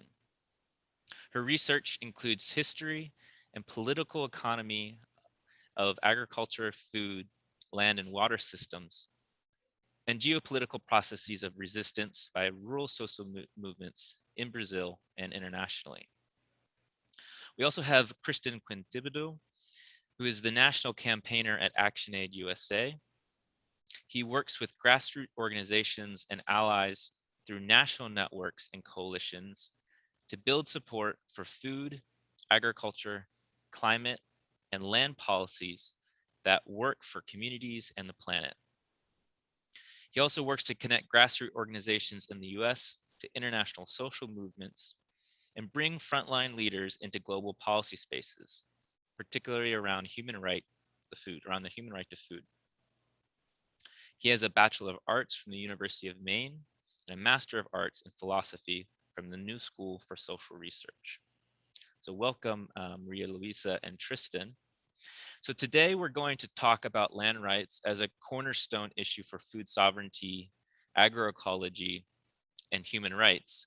And we're going to be highlighting an international campaign that our three organizations featured here today co-founded with a number of other allies, of which you can see on this slide, more than a decade ago to monitor and oppose land grabbing in the Americas. And we want to bring this topic to this event for a few reasons. An early critique from civil society and social movements against the UN's Food System Summit was its lack of emphasis on the centrality of human rights frameworks generally, and land rights in particular. As the UN Food System Summit attempts to co-opt established UN institutions like the specialized agencies on food and agriculture issues, the land rights agendas in these agencies, which have made some important progress over the past decade, will be further threatened. Secondly, in North America, the conventional debates about land rights and land grabbing have focused on these trends in the global South and Africa in particular. And I've heard this message directly from Eddie Mukumbi and Anne Maina earlier today. And those of us working in North America certainly stand in strong solidarity with our African allies in it condemning and opposing these neo-colonial actions by Western corporations, governments, and powerful actors.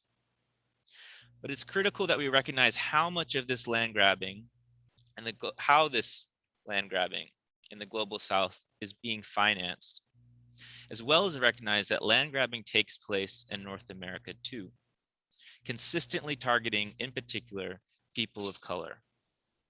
Let's just remember some recent examples from Standing Rock in the United States, the daily marginalization of customary land tenure rights or heirs property of African American farmers in the US, and the history of mountaintop removal for coal extraction across the Appalachian territories in the US.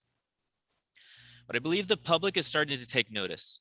Bill Gates is one of the largest private agricultural land owners in the US now, and TIAA, a US corporate pension fund manager, is not only the largest institutional owner of farmland in the US, but also the world.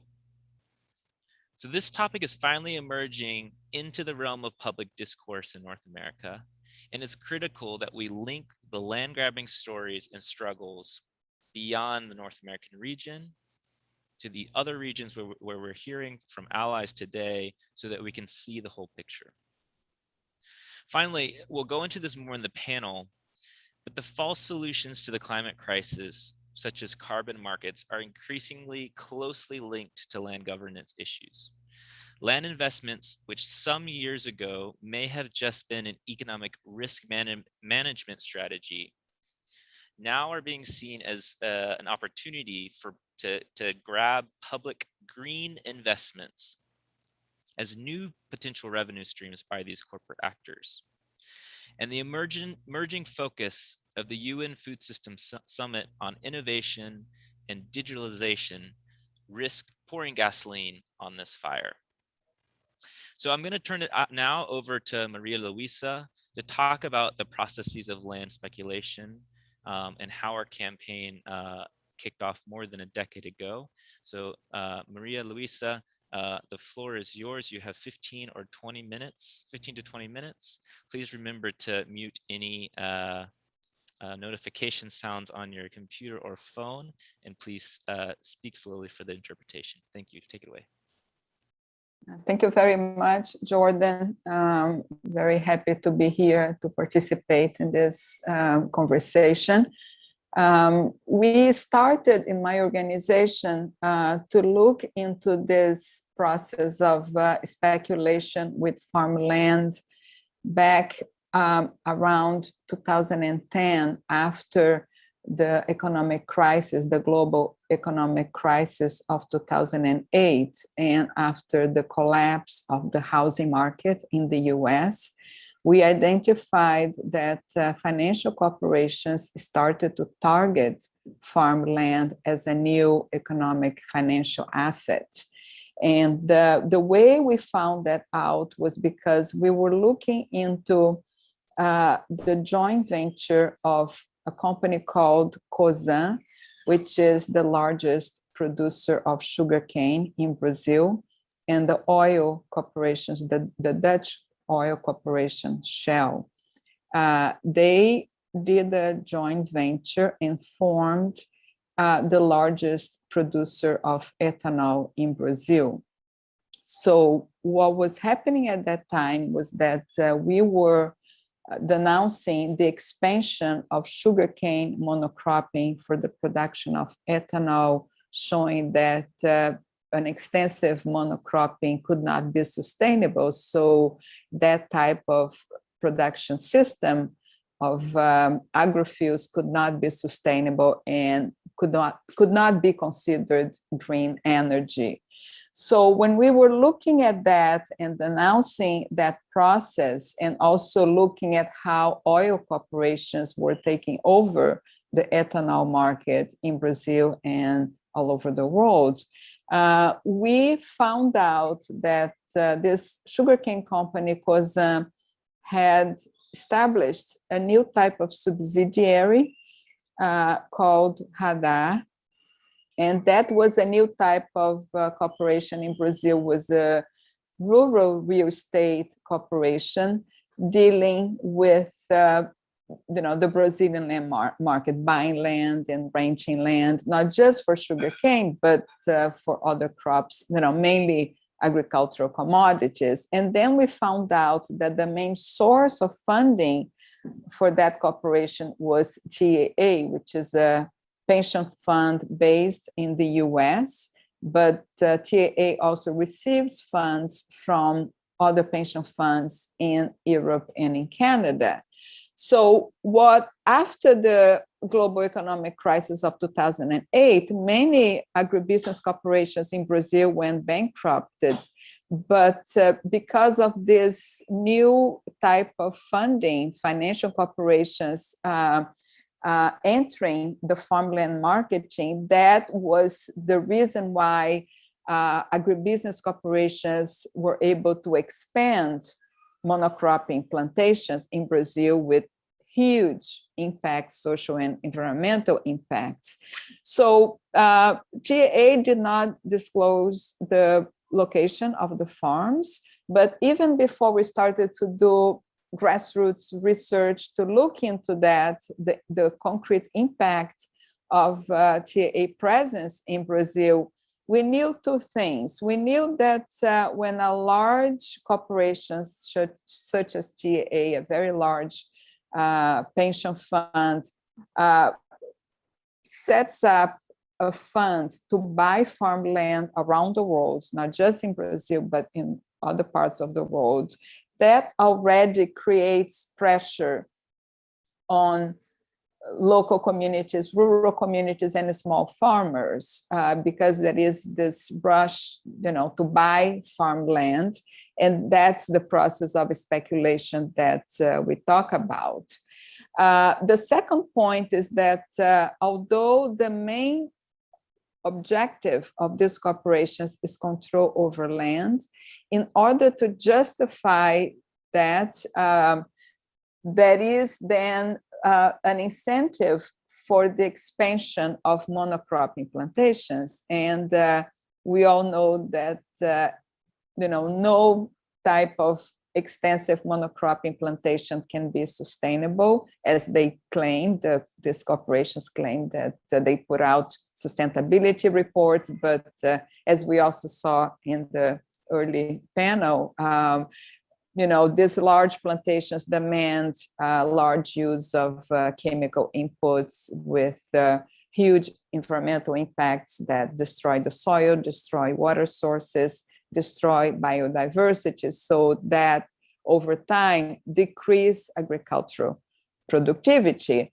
And the main region where they were doing this business, they were targeting the Brazilian Cerrado, which is the most biodiverse savanna in the world.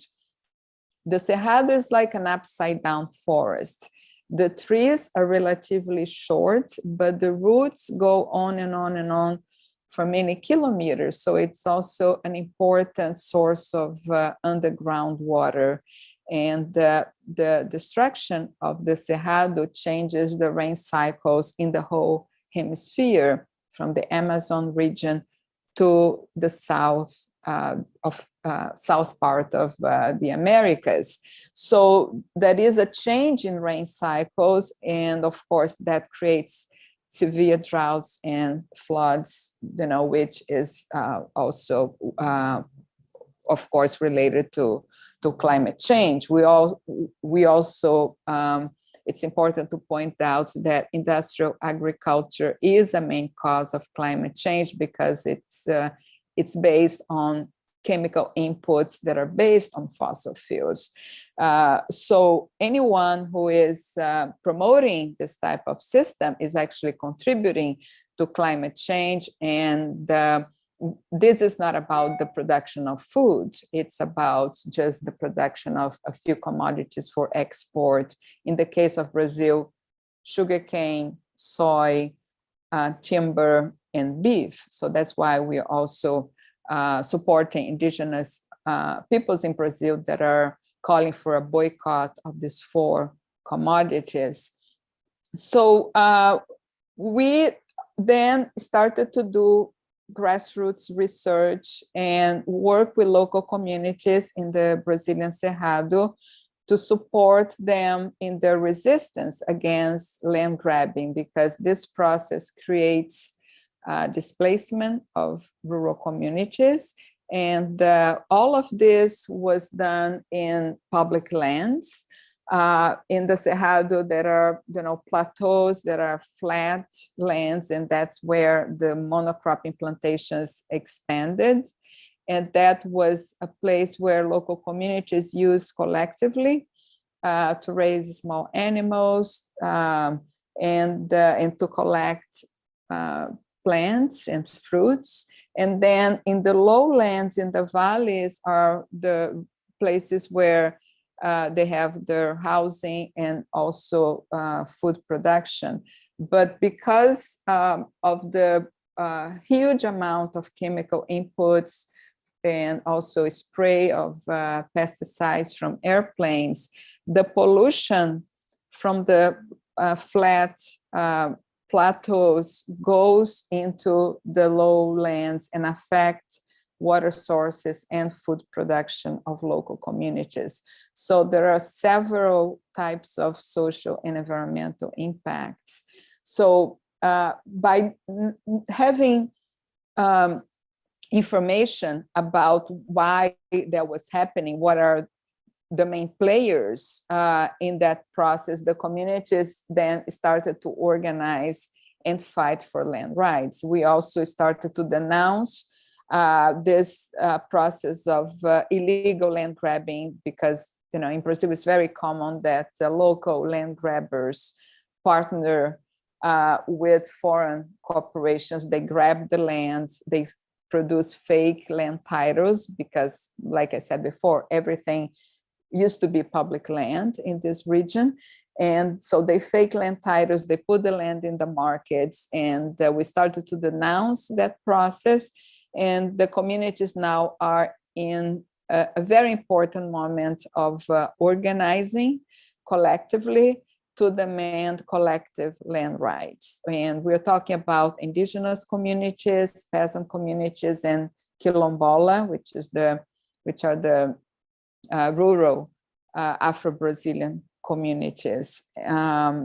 So we then now, in order to support this local organizing that is happening and the process that is happening now of communities fighting for their collective land rights, we also started to organize an international campaign, an international coalition, and the National Family Farm Coalition and ActionAid and the other organizations that you see in this slide, Friends of the Earth, Grain, Uprooted and Rising are key members of this coalition. And we also started to look into what are the main players, international players that we can pressure. It's very important to continue putting pressure on international corporations and governments, because again, we saw in the previous panel, for example, the role of the USAID that promoting dumping and the so-called green revolution in other countries, which is a policy that started many decades ago and continues in a moment where we have a dramatic financial crisis and a dramatic health and environmental crisis. So the only way to deal with those crises is by transforming our food systems and creating international solidarity with rural communities that are fighting to implement agroecology and for land rights as well. So we still see these players, these corporations and foreign governments, and also the Brazilian government sells the idea that that is all this empty land in Brazil, which is a neo-colonial perspective. Of course, you can only expand monocropping plantations by destroying the environment or displacing local communities that have been living and producing ecological food systems for many, many generations. And the situation is even more dramatic now because the destruction of biodiversity is also connected with the pandemic, the health crisis, and of course with climate change. So it's very important for us to expand solidarity, and also to send a message that we are not only talking about communities in Brazil, in this isolated area far away in rural areas in other countries, but we are talking about a global issue, a process that impacts all of us. And that's why it's very important for us to have this conversation and to create solidarity and to build strategies to resist this process and to transform our food systems and build agroecology in a mass scale. So thank you for this time. Thank you so much, Maria Luisa, for this important insight and overview of land grabbing trends in Brazil and the international linkages and implications, particularly to North America and the US. I'm going to continue the discussion now with talking a little bit about some of the land access and land grabbing trends and challenges that we see, particularly in the US, but in some degree also in Canada from a regional perspective. But I think it's really important to say at the beginning that the short time that we have today does not give this topic justice. So this is very much an overview that helps, we hope will help draw the parallels between the challenges that Maria Luisa has just emphasized in Brazil, as well as in our home region of North America. I think it's absolutely critical that we recognize the history of colonialism and land theft of Black and Indigenous and people of color communities in North America. This history of colonialism, private property regimes, and racial capitalism are intricately connected. And the corporate ownership of land that we're discussing today, in today's context, is heading in the wrong direction from addressing these issues from the orientation of social justice, human rights, and reparations. When we examine some of the macro level trends in terms of land access in the US, there's a couple key factors that we need to center to the discussion. First off, building on the point that I just made, land grabbing, land loss, and consolidation in the US disproportionately impacts community of color. People of color now own less than 2% of farmland in the US and have lost agricultural land at higher rates than that of the white majority population in this country.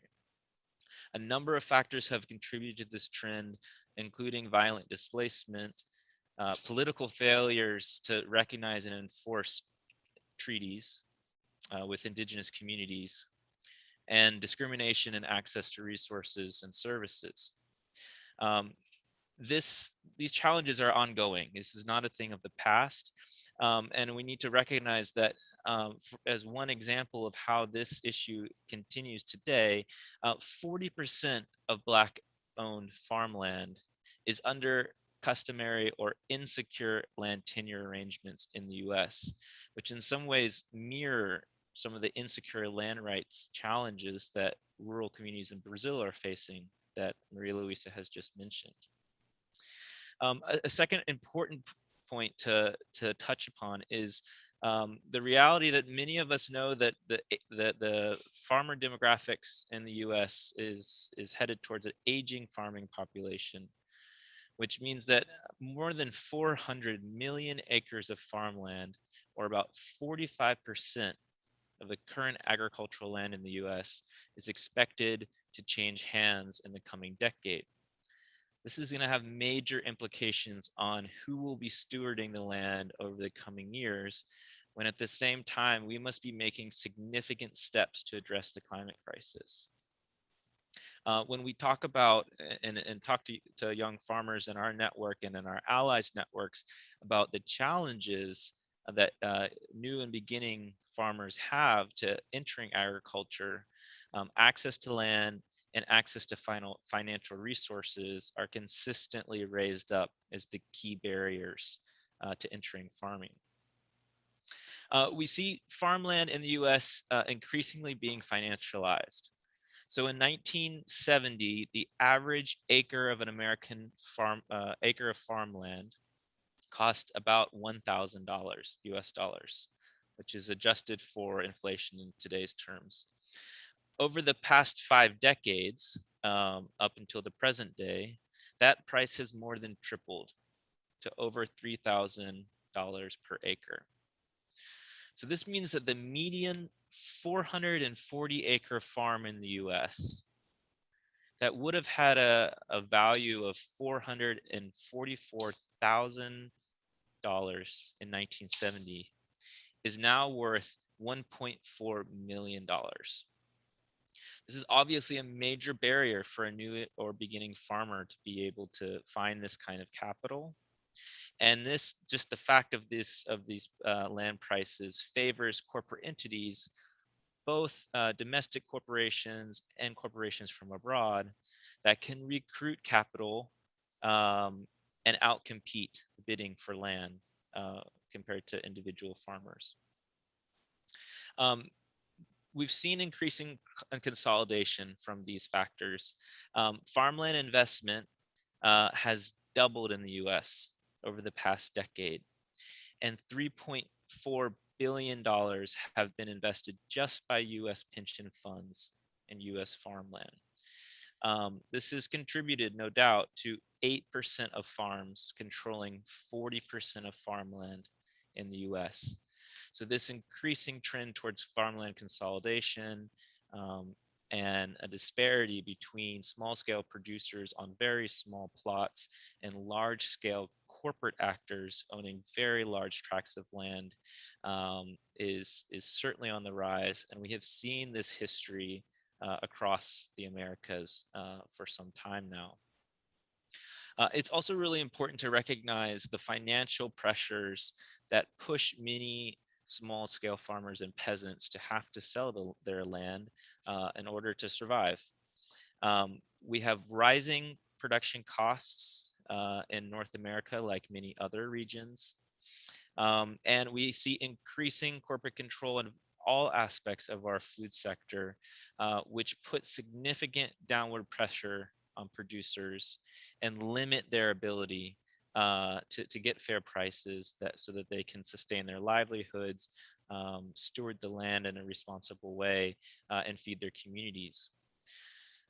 So just as a few examples, the median farm income last year in 2020 was negative, with government direct payments accounting for nearly a third of all farm income in the US. We have seen historic levels of farm debt in the last years. And a recent study by the US Department of Agriculture has shown that between 60 and 80% of all small-scale farms in the US are operating in a high-risk economic position. So there are many folks, because of the lack of fair prices, are very much on an economic precipice or cliff. And whenever we see a natural disaster, if we see a political dispute impacting markets abroad, or we see the overproduction, a spike in production which drives down prices, these small-scale family farmers, because of no fault of their own, are in a very difficult economic position to be able to adapt. All of these factors demonstrate the urgent need for systemic reform of agricultural pricing, particularly for agricultural commodities in the US. And luckily, we have a policy history in this country from about 100 years ago during the New Deal era, where we had parity pricing models. They're called parity pricing that include things like price floors for producers, coupled with mechanisms to limit overproduction of commodities that we can still draw upon to try to advance a model of agricultural pricing and compensation for agricultural labor that is fair and just. So in my last minutes here, I just want to touch on a couple points of where the corporate actors play in this story in the US. So we see that these corporate actors are investing in a wide cross-section of our food system, including commodity and specialty crops, seafood, processing, agricultural waste management, and distribution. We have heard reports that corporations target farmers in economic distress. There is an informal phrase that is used referred to the 4 Ds, which represent death, disaster, disability, and divorce. And these corporations tend to seek out farmers who are experiencing one of these challenges in their life to approach them to try to buy their land. But we also see these corporate actors engaged in political lobbying around land governance issues. There are many news reports showing that they have been pressuring state governments to water down or throw out anti-corporate farming laws, particularly in the Midwest region of the US, that we do know limit some of these corporate investments in land. We also see that these corporations are misusing some international frameworks that did not include in their formulation significant civil society and social movement input. And they reference these international policy frameworks as a kind of legal soft law greenwashing of their activities. And this makes it clear that we have to engage in these international policy forum to prevent this capture of these international frameworks by corporate entities. And then finally, it's important to note that, as we've heard today, corporations that are investing in land and owning land are pushing for a model that reduces the role of public institutions to craft policy in the public interest. And they rather try to hand these processes over to multi-stakeholder platforms where they can more easily exert their influence and push this false solution of voluntary corporate responsibility. So undermining the role and function of public institutions to hold these corporate actors accountable when they impact the environment or human rights. So as I turn it over to Tristan here, I just want to emphasize what we need to oppose these trends in the US and internationally. We need new federal or national regulations to address the 21st century phenomenon of massive capital flows across borders that are being invested in farmland. And we'll talk about how pension funds are a major player in that massive capital flow. But our policies at the national level for addressing this trend are outdated and insufficient.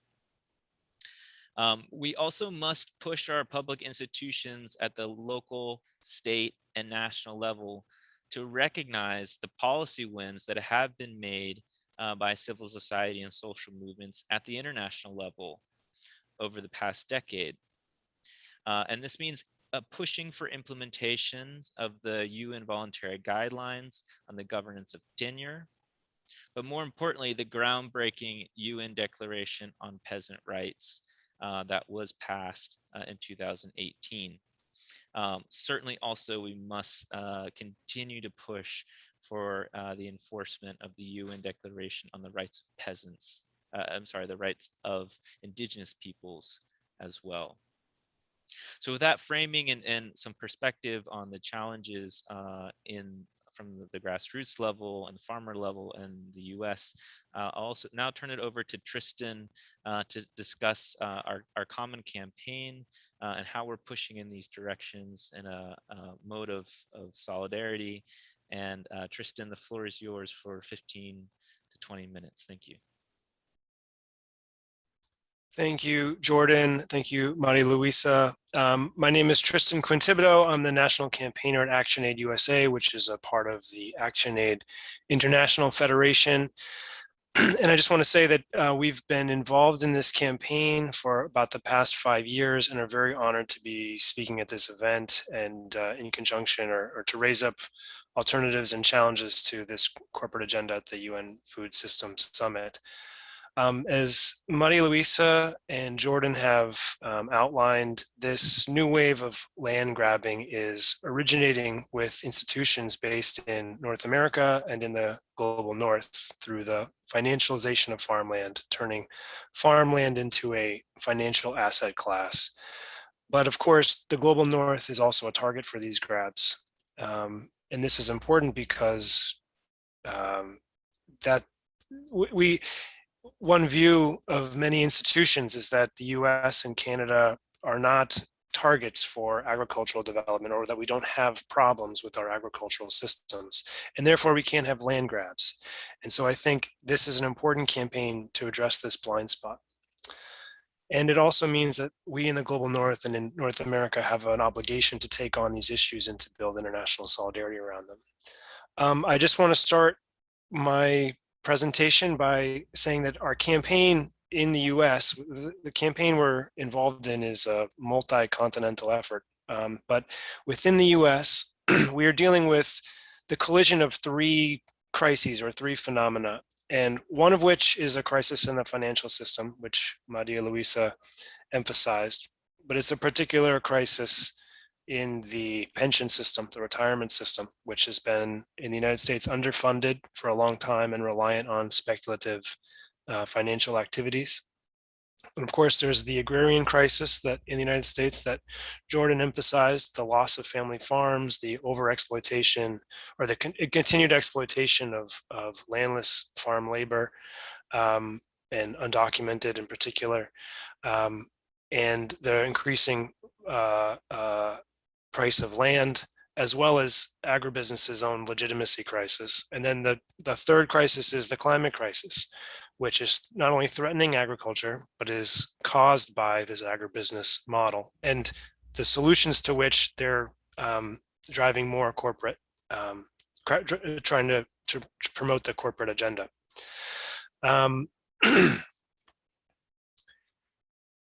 And so the institutions that are most active in this trend in the US, and which we need to address, are the retirement funds, the pension fund managers.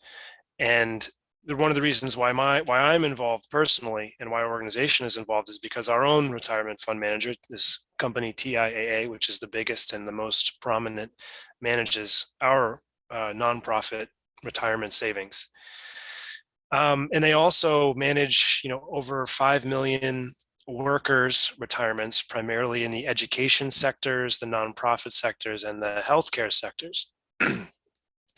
And in addition to TIAA's own clients, their farmland fund is a vehicle to recruit investment or recruit financial flows from other public pension systems, both within the United States. The states of New Mexico, Vermont, and New York contribute funds to TIA's Farmland Fund, but also provincial public funds, public pension systems in Canada, as well as the Dutch and Swedish national social security systems and pension funds, private pension funds in UK, United Kingdom, and in Germany, as well as others. And this is important because we understand that TIAA, a large financial company, $1 trillion fund based in New York, can approach these public pension funds that are in crisis for the reasons I mentioned earlier and are looking for ways to meet their obligations to their workers.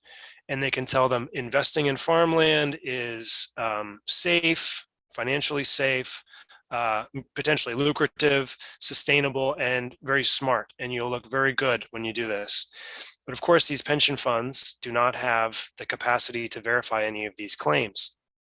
And so they're left with the impression that this is a good investment for their workers and for their people. And when it comes to individual clients of TIA, these investments are hidden behind a are hidden. You have no idea that your money is being put into these kinds of investments in farmland. TIA also owns a lot of timberland, and they have various private equity investments in agribusiness corporations all along the food chain. They own fishing quota up in Alaska and the Pacific Northwest. They own thousands of acres of peach farms in South Carolina.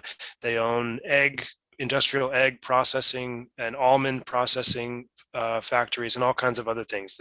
There's a lot of farm labor that's involved on the different farms and companies that they invest in. And there's no way for a client, a worker, to understand that this is where their funds are going. So we formed this coalition in order to do this, to educate the workers about and the clients about where this funds were going, and to even educate the company that this is where maybe you don't even understand the impact that these investments or this speculative activity, because they're not even really investing, they're taking what is happening. So we launched petitions, letters, we've spoken at colleges and universities where many TIA clients work. We've engaged professional academics on these issues to move through their own, really champion this and have pushed efforts forward. The faculty and staff at the University of Iowa, the state of Iowa is the heart of agribusiness, advanced a resolution at their university, challenging and calling on TIA to not do this with their funds. And had overwhelming support. And these kinds of activities have really pushed TIA and other companies to supposedly to address problems on the ground, but since we're unable to verify, it may just be fixing their image or trying to adjust their PR. And we have tried to also educate the public pension funds. Some of the organizations in our campaign, especially the European organizations and others in North America and Brazil, organized a fact-finding mission in 2017 to bring human rights experts down to Brazil to visit with communities, to see the impacts of these land deals, and then to go back to the governments, go back to the public pension systems and say, this is the evidence of what is happening. What are you doing to ensure that you are in accordance with your own human rights obligations to ensure that your financial flows are not contributing to human rights abuses abroad? And we've begun to do that with US public pension systems as well. But what we've learned is that, particularly in the US, there is not that human rights infrastructure. There is not a legal, political infrastructure to regulate and to hold financial companies accountable.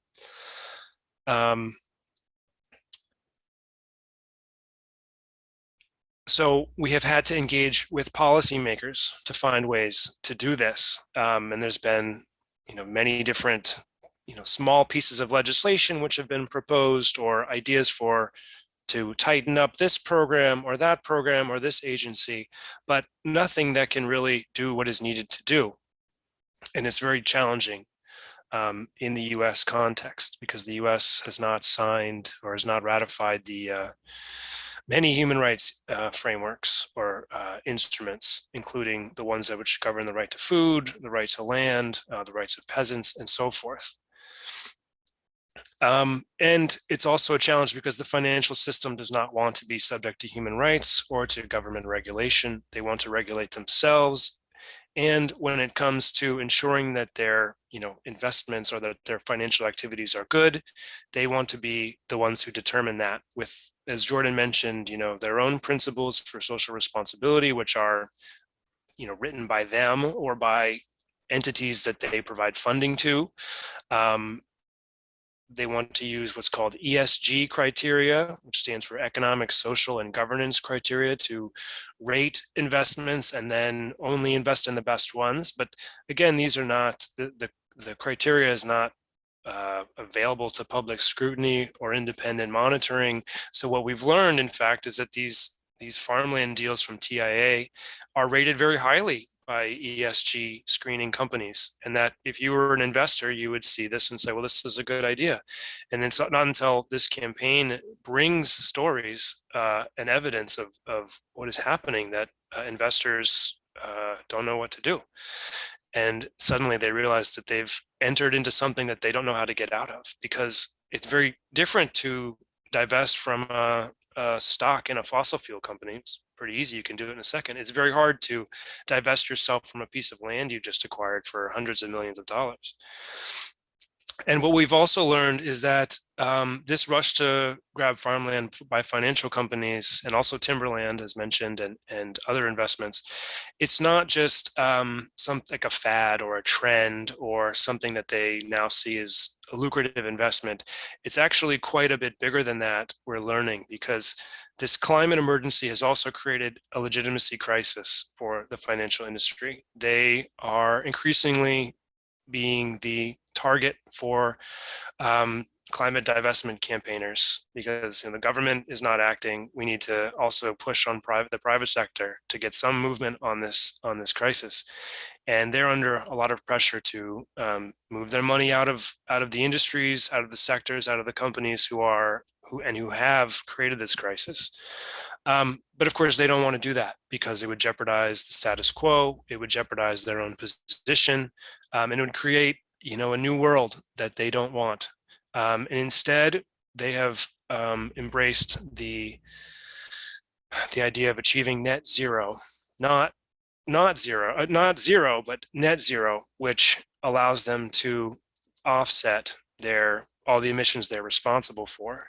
And what we've seen is that these offsets not only are very dubious in terms of limiting climate change and limiting carbon emissions, but are also extremely land intensive. And we've seen that they're already viewing their farmland, their timberland, as a potential source for these offsets to get them to net zero. And in fact, they've identified, going along with what Maria Luisa said, this colonial idea of empty land. They've said publicly, oh, there's 250 million acres of land in Brazil that needs to be reforested.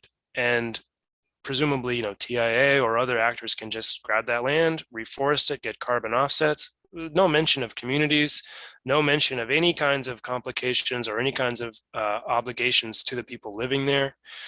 And it's an extremely, extremely problematic view that we're only going to be dealing with more over the next decade as we face this green grab, as Jordan mentioned. And lastly, I just want to say, this is important because everything that we're dealing with this campaign is what the UN Food Systems Summit, in this corporate sort of hijacking of it, is going to be promoting. False solutions around agricultural production, and this idea we need to continue to produce more, but through offsets, expensive corporate control technology, chemicals, artificial intelligence, mechanization, increasing globalization of our food system, as well as the problematic forms of governance, this corporate financial absentee ownership of land, and this idea that we don't need human rights. We can have corporations coming up with principles that they get to determine if they're adhering to somehow address, ethical concerns and make sure we're living well together. It's just not viable. And people that we've engaged in this campaign, regular people, workers, they don't want it either. They want dramatic change. And it's ironic that the institutions we trust to ensure our future as individuals, to ensure the futures of our families, are collectively destroying our future through these kinds of, crazy schemes and crazy deals. So we want everyone to get involved. This campaign can and will become bigger. We need to join forces, and you can join us at www.stoplandgrabs.org. And we have a new sign-on letter that if your organization can join, that would be wonderful. I think the link can go out in the chat if it hasn't already. And there will be other events next week, which we can also share in the chat, as well as a new publication to help drive more grassroots action on these issues and bring them to global policy spaces. Thank you, everybody. Thank you so much, Tristan, for this really important insight into the multifaceted parts of this campaign and the international linkages. The website and sign-on letter that Tristan has mentioned are in the chat, and we will be dropping a link to the registration event that Tristan just mentioned during the upcoming break. I'm going to pass the floor to Maria Luisa for a very quick final word to close us out here today, and then we'll turn it over to Nettie for some wrap-up points for this panel. Maria Luisa, please. Yes, I would like to point out that this type of speculation with farmland and we don't even like to call it an investment, because it's not about investing, it's about destruction. This also represents a risk for clients of TAA and other pension funds that are dealing with this type of destructive policies, because after a few years, what is happening is that the land is totally destroyed, the water sources are destroyed, biodiversity is destroyed, so the productivity in the land decreases, and it would be difficult for these corporations to sell the land. So that represents a risk for clients. So we need to advocate for public pension funds that are not based on financial markets, because financial markets are the opposite of stability, and workers need stability for the future, for their retirement plans. So this is not a safe asset. Farmland is not so-called a safe asset like they present, and and also, for example, we all get concerned about the huge fires in the Amazon, for example. What is driving this? It's agribusiness, it's financial capital. So, I think it's not a complicated issue to understand, and we need to amplify the word about this and put more pressure in the UN system and governments and corporations. So, thank you again. Thank you once again, Maria Luisa and Tristan, for your really valuable perspectives and insight into this trend and drawing these international connections and this clear call for solidarity across different regions and territories. So with that, we're going to close out the panel section and turn it over to our facilitator, Nettie Wiebe, to close out this section of our program. After Nettie's comments, we will transition to a short break, and then we will have our third panel later in the program. So stay with us, and Nettie, please take it away. Well, thank you, all three of you, for this deep, rich, and very insightful and very informative dive into what's happening in the financial land grabbing landscape. I won't begin to summarize what you said, but let me just pull out a few things that stood out for me. One is that, as Maria Luisa emphasized, the investor in land and the industrial monocultural agenda there is enormously destructive in many ways, destructive of the communities, destructive of the environment. And it is, and I just want to say this as a footnote, often in the literature, we say that agriculture is contributing to climate change, and we should be careful about it. It's industrial agriculture that is driving climate change. That's the problem. And Maria's examples from Brazil make that perfectly clear.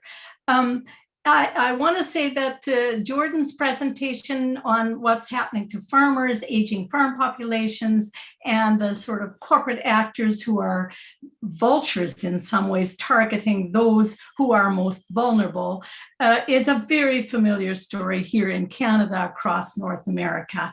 And it's not often here in our farm papers and in our policy discussions, it's not often named land grabbing, but it is indeed land grabbing. It's the financialization of land, commodification, and then the corporate investor grabbing of it. And let me just say that Tristan's exploration of how a pension fund and how these investors work, how opaque it is, how free of accountability, how hard it is to even understand, let alone hold them accountable, emphasizes for me how important this whole UN Food Systems Summit corporate grab is, because that's where, in these international fora, that's where that kind of accountability should be exercised, and that's where there should be some transparency. And that is, in fact, why this whole UN Food Systems Summit grabbing global governance is so lethal on all of these fronts. It is, as Tristan said, just rife with crazy schemes in terms of our own futures and in terms of the future of small-scale farming, ecological health, and our own well-being across the world. So this was a rich and wonderful panel, and I must say, will warrant rewatching on the recording. We'll go now to a short music break, and then after that, we have another panel, Protecting the Sacred, Indigenous Food and Sea Sovereignty. So stay tuned.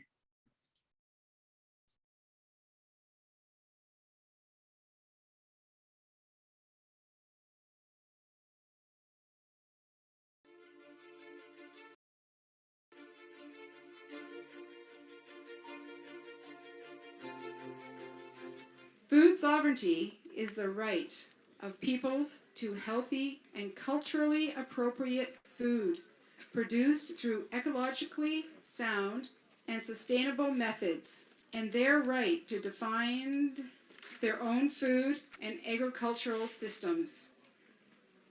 It puts those who produce, distribute, and consume food at the heart of food systems and policies, rather than the demands of markets and corporations.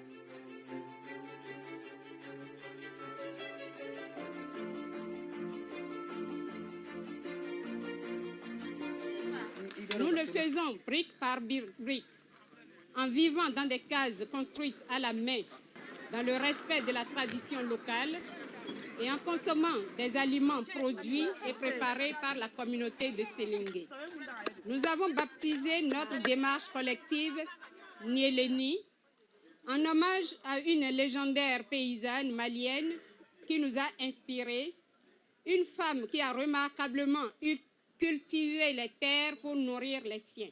La souveraineté alimentaire nous donne l'espoir et le pouvoir de préserver, de récupérer et développer notre savoir et capacité de production alimentaire.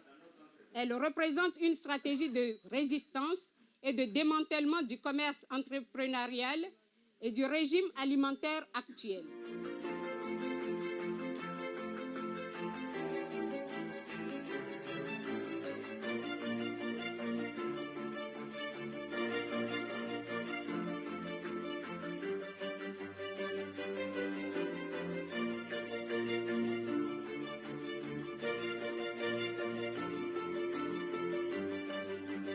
Los gobiernos y los pueblos tienen derecho a proteger su agricultura y los indígenas, campesinos, pastores, pescadores, tienen derecho a seguir siendo lo que son y a que su actividad productiva sea una actividad digna.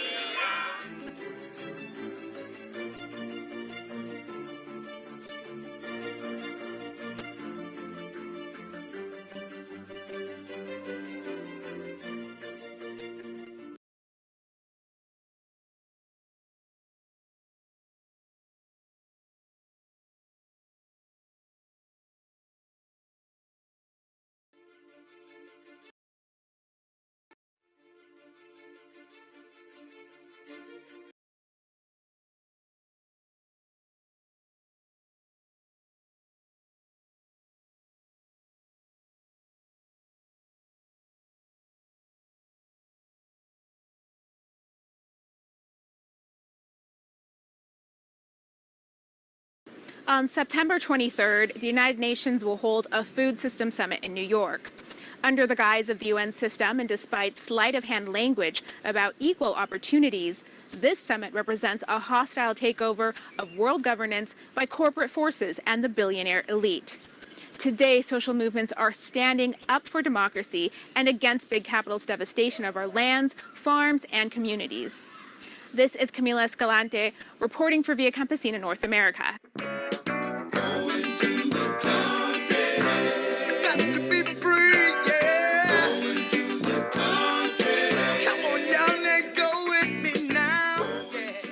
The United Nations is based on the idea of multilateralism, where states seek peaceful solutions on the basis of equality and respect, replacing the colonialist institutions that preceded it.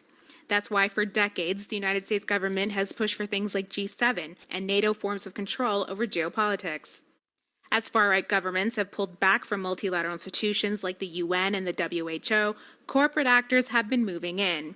The World Economic Forum and its president Klaus Schwab have silently pushed forward the Davos agenda, now repackaged as the Great Reset, a vast proposal replacing traditional multilateral institutions with secretive, unaccountable bodies run by corporations and the wealthy elite. The multi-stakeholder capitalism model is based on the idea that public institutions are by nature inefficient. During the neoliberal shock therapy of the 1990s, the World Economic Forum pushed the idea that corporations are more than just profit-seeking vehicles, that they could be socially responsible.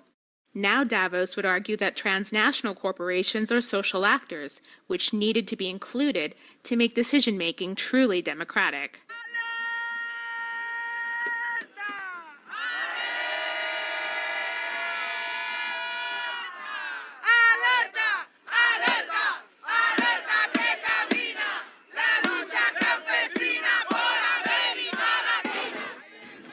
La Via Campesina is possibly the world's largest social movement, made up of 200 million small farmers, peasants, farm workers, and indigenous peoples. It has popularized the idea of food sovereignty as the right of peoples to control and defend their own food systems using healthy agroecological methods. After years battling against free trade agreements in the World Bank in the streets of Seattle, Cancun, and Seoul, La Via Campesina made an incursion into institutional politics, helping to draft and carry the UN Declaration on the Rights of Peasants through 18 years of negotiations until it was passed by the UN General Assembly in December The Assembly 2018. is now voting on Draft Resolution 3 entitled United Nations Declaration on the Rights of Peasants and Other People Working in Rural Areas. The result of the vote is as follows. Draft Resolution 3 is therefore adopted. This declaration protects the right of rural people to access land, water, seeds, and other resources in order to produce their own food and that of their society. Worldwide, 70% of food is produced by small farmers, who use only 1/4 of total farmland.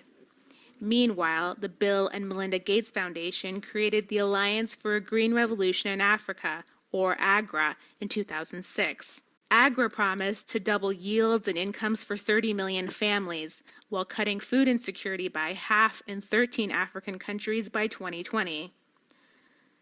Over the ensuing decade, AGRA collected nearly $1 billion in donations and spent nearly $524 million on programs promoting the use of genetically modified and hybrid seeds, commercial fossil fuel-based fertilizers, and chemical pesticides. As a formidable corporate lobby, AGRA pushed governments in Africa into contributing another $1 billion annually to subsidize agrochemicals and imported seeds sourced from U.S. and European agribusiness corporations, as well as policies to privatize communal lands and reduce taxes on corporations. The Rockefeller Foundation is announcing today the commitment of another $180 million.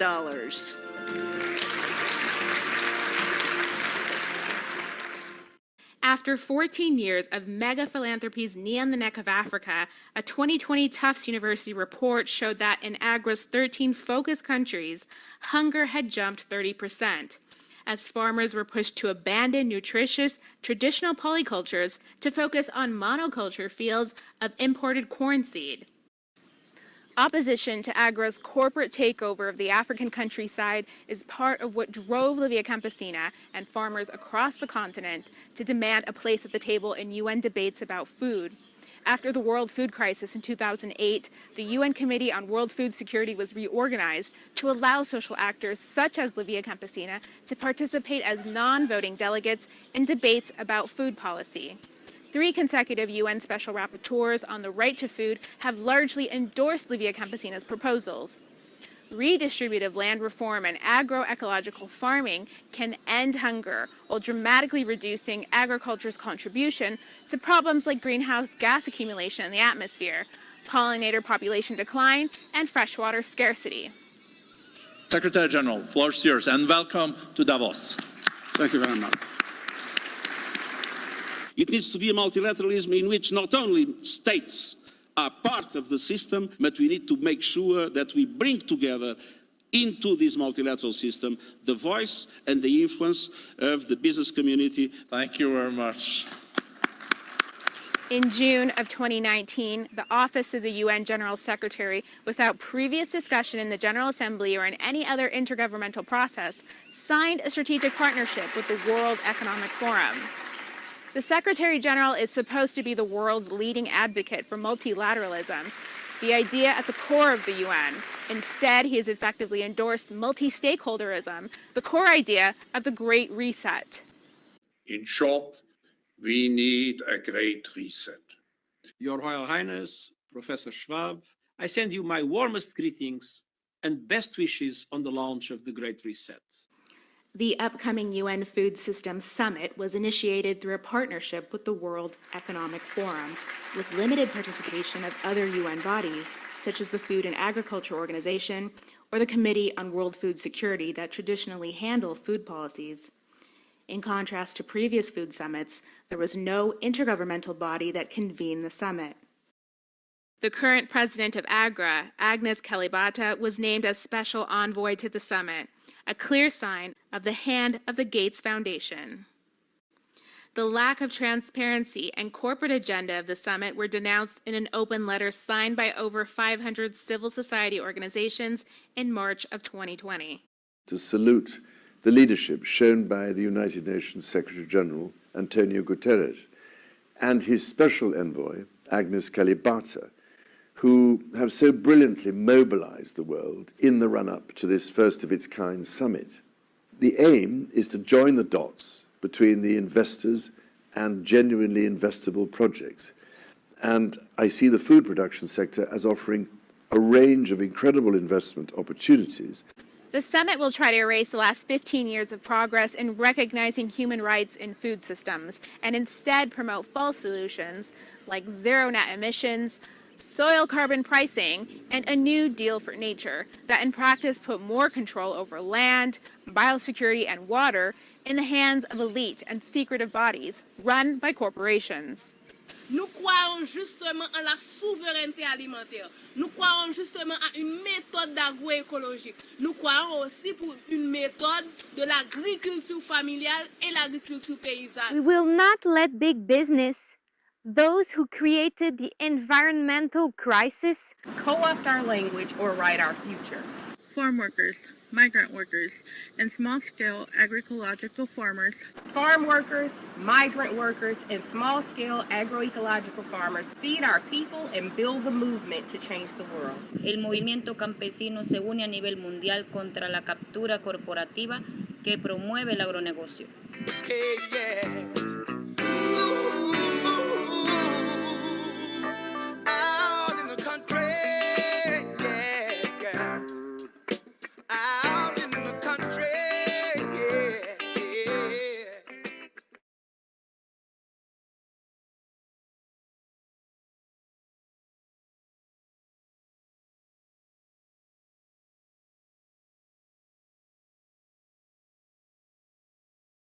Hey, what's up? Thank you to everyone who's been speaking. Thank you for this opportunity for us to perform for y'all today. We're the cultures of the mixed people. We're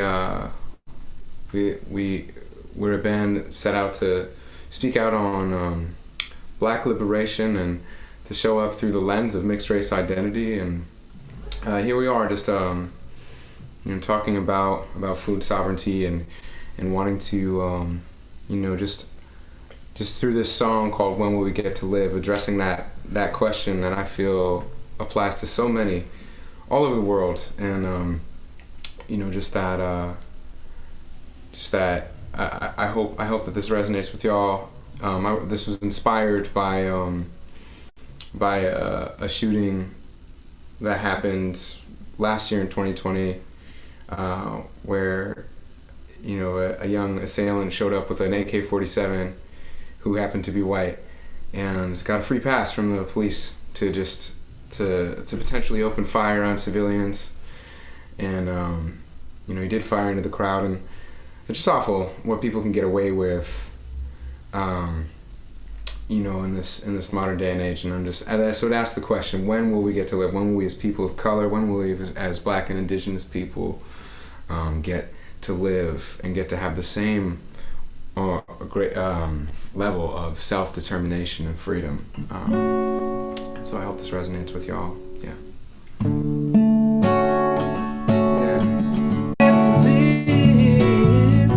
When will we get to live? When will we get to live? When will we get to live? When will we get to live?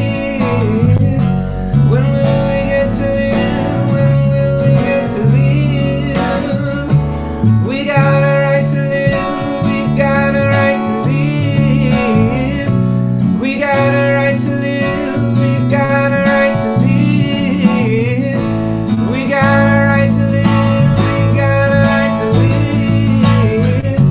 We got a right to live.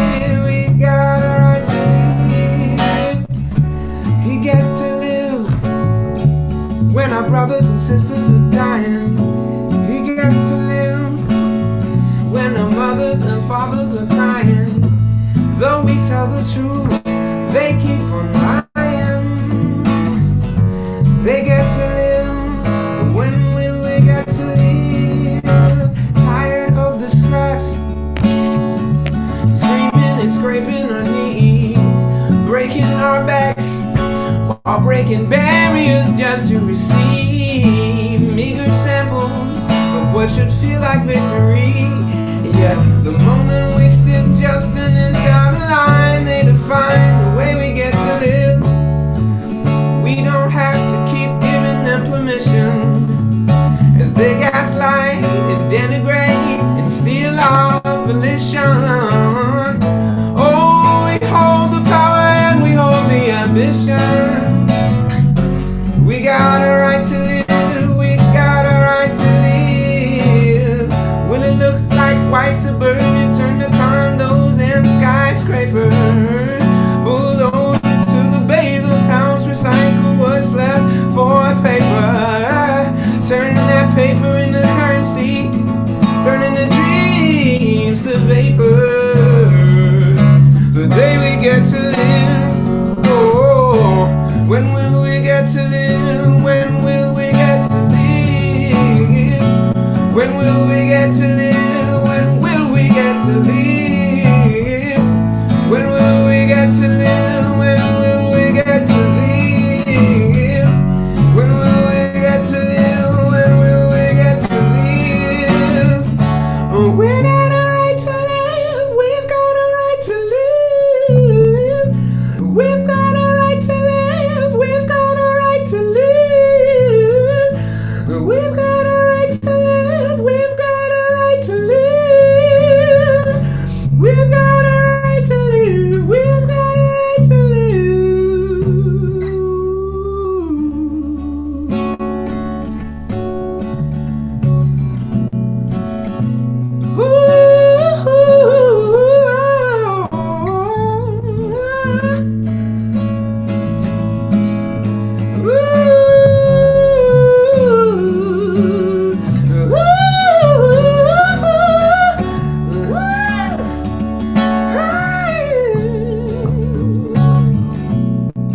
We've got a right to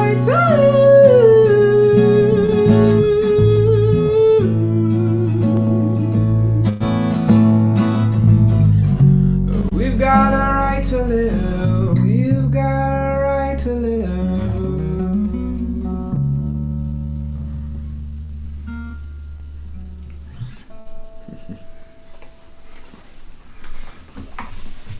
Awesome. Thank you everyone for listening. Thank you.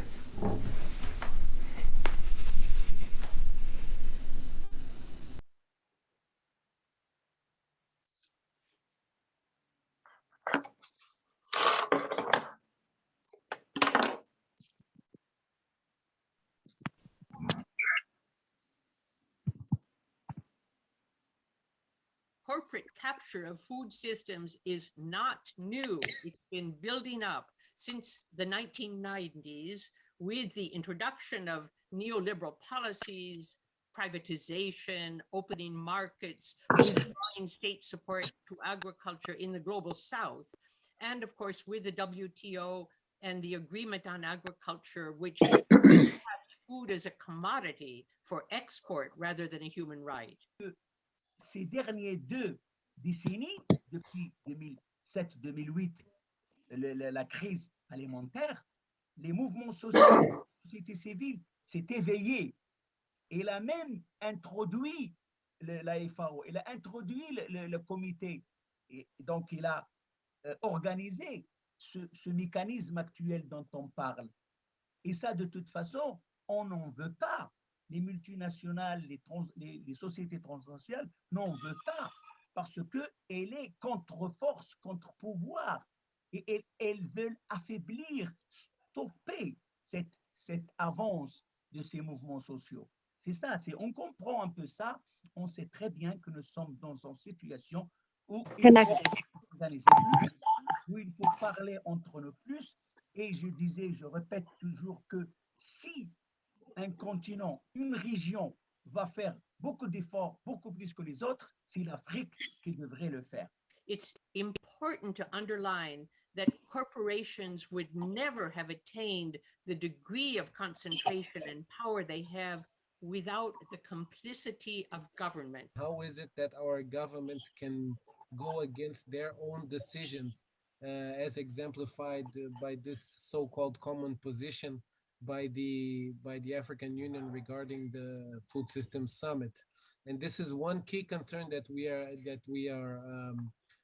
asking in our common letter to the states. Our feeling, as explained in the letter, is that there's a small group in the AU that is driving this action. This position portrays a captured AU, tying our futures to the global economy based on extraction, ecocide, inequalities, and exploitation of our peoples and our resources. The key actor in this movement has been the World Economic Forum, which groups the world's most powerful multinationals along with philanthrocapitalist foundations like Gates. Its recipe for what it calls progress is simple: technological innovation, digitalization, investment, and a narrow concept of science-based knowledge that excludes the wisdom of peasants, women, indigenous peoples. Eu sei. Yeah. Obrigada, Mateus. Temos visto com preocupação os nossos governos assinarem memorandos de entendimento, assinarem com companhias e vindo às nossas comunidades, devastando as nossas terras. Primeiro nos expulsam, tiram-nos das nossas terras, das nossas machambas, e nos colocam em zonas sem nenhuma condição de produção alimentar, muitas vezes zonas secas e sem água. Como jovens, nós estamos aqui a chamar a atenção aos nossos governos e queremos dizer isto aqui neste encontro, que nós negamos e denunciamos estes acordos e estes posicionamentos que os chefes de Estados africanos e os governos têm estado a fazer, porque primeiro não nos representam, nós não nos sentimos parte deste processo. All small-scale food producers, including indigenous peoples, women, and workers, continue to be marginalized and excluded from decision-making processes in their countries. But what they call public participation by citizens, we actually call it cherry-picking participation by those invited by the government and corporations. It is through this system of cherry-picking participation that has sold our heritage, our land, our national resources, and our souls to corporations.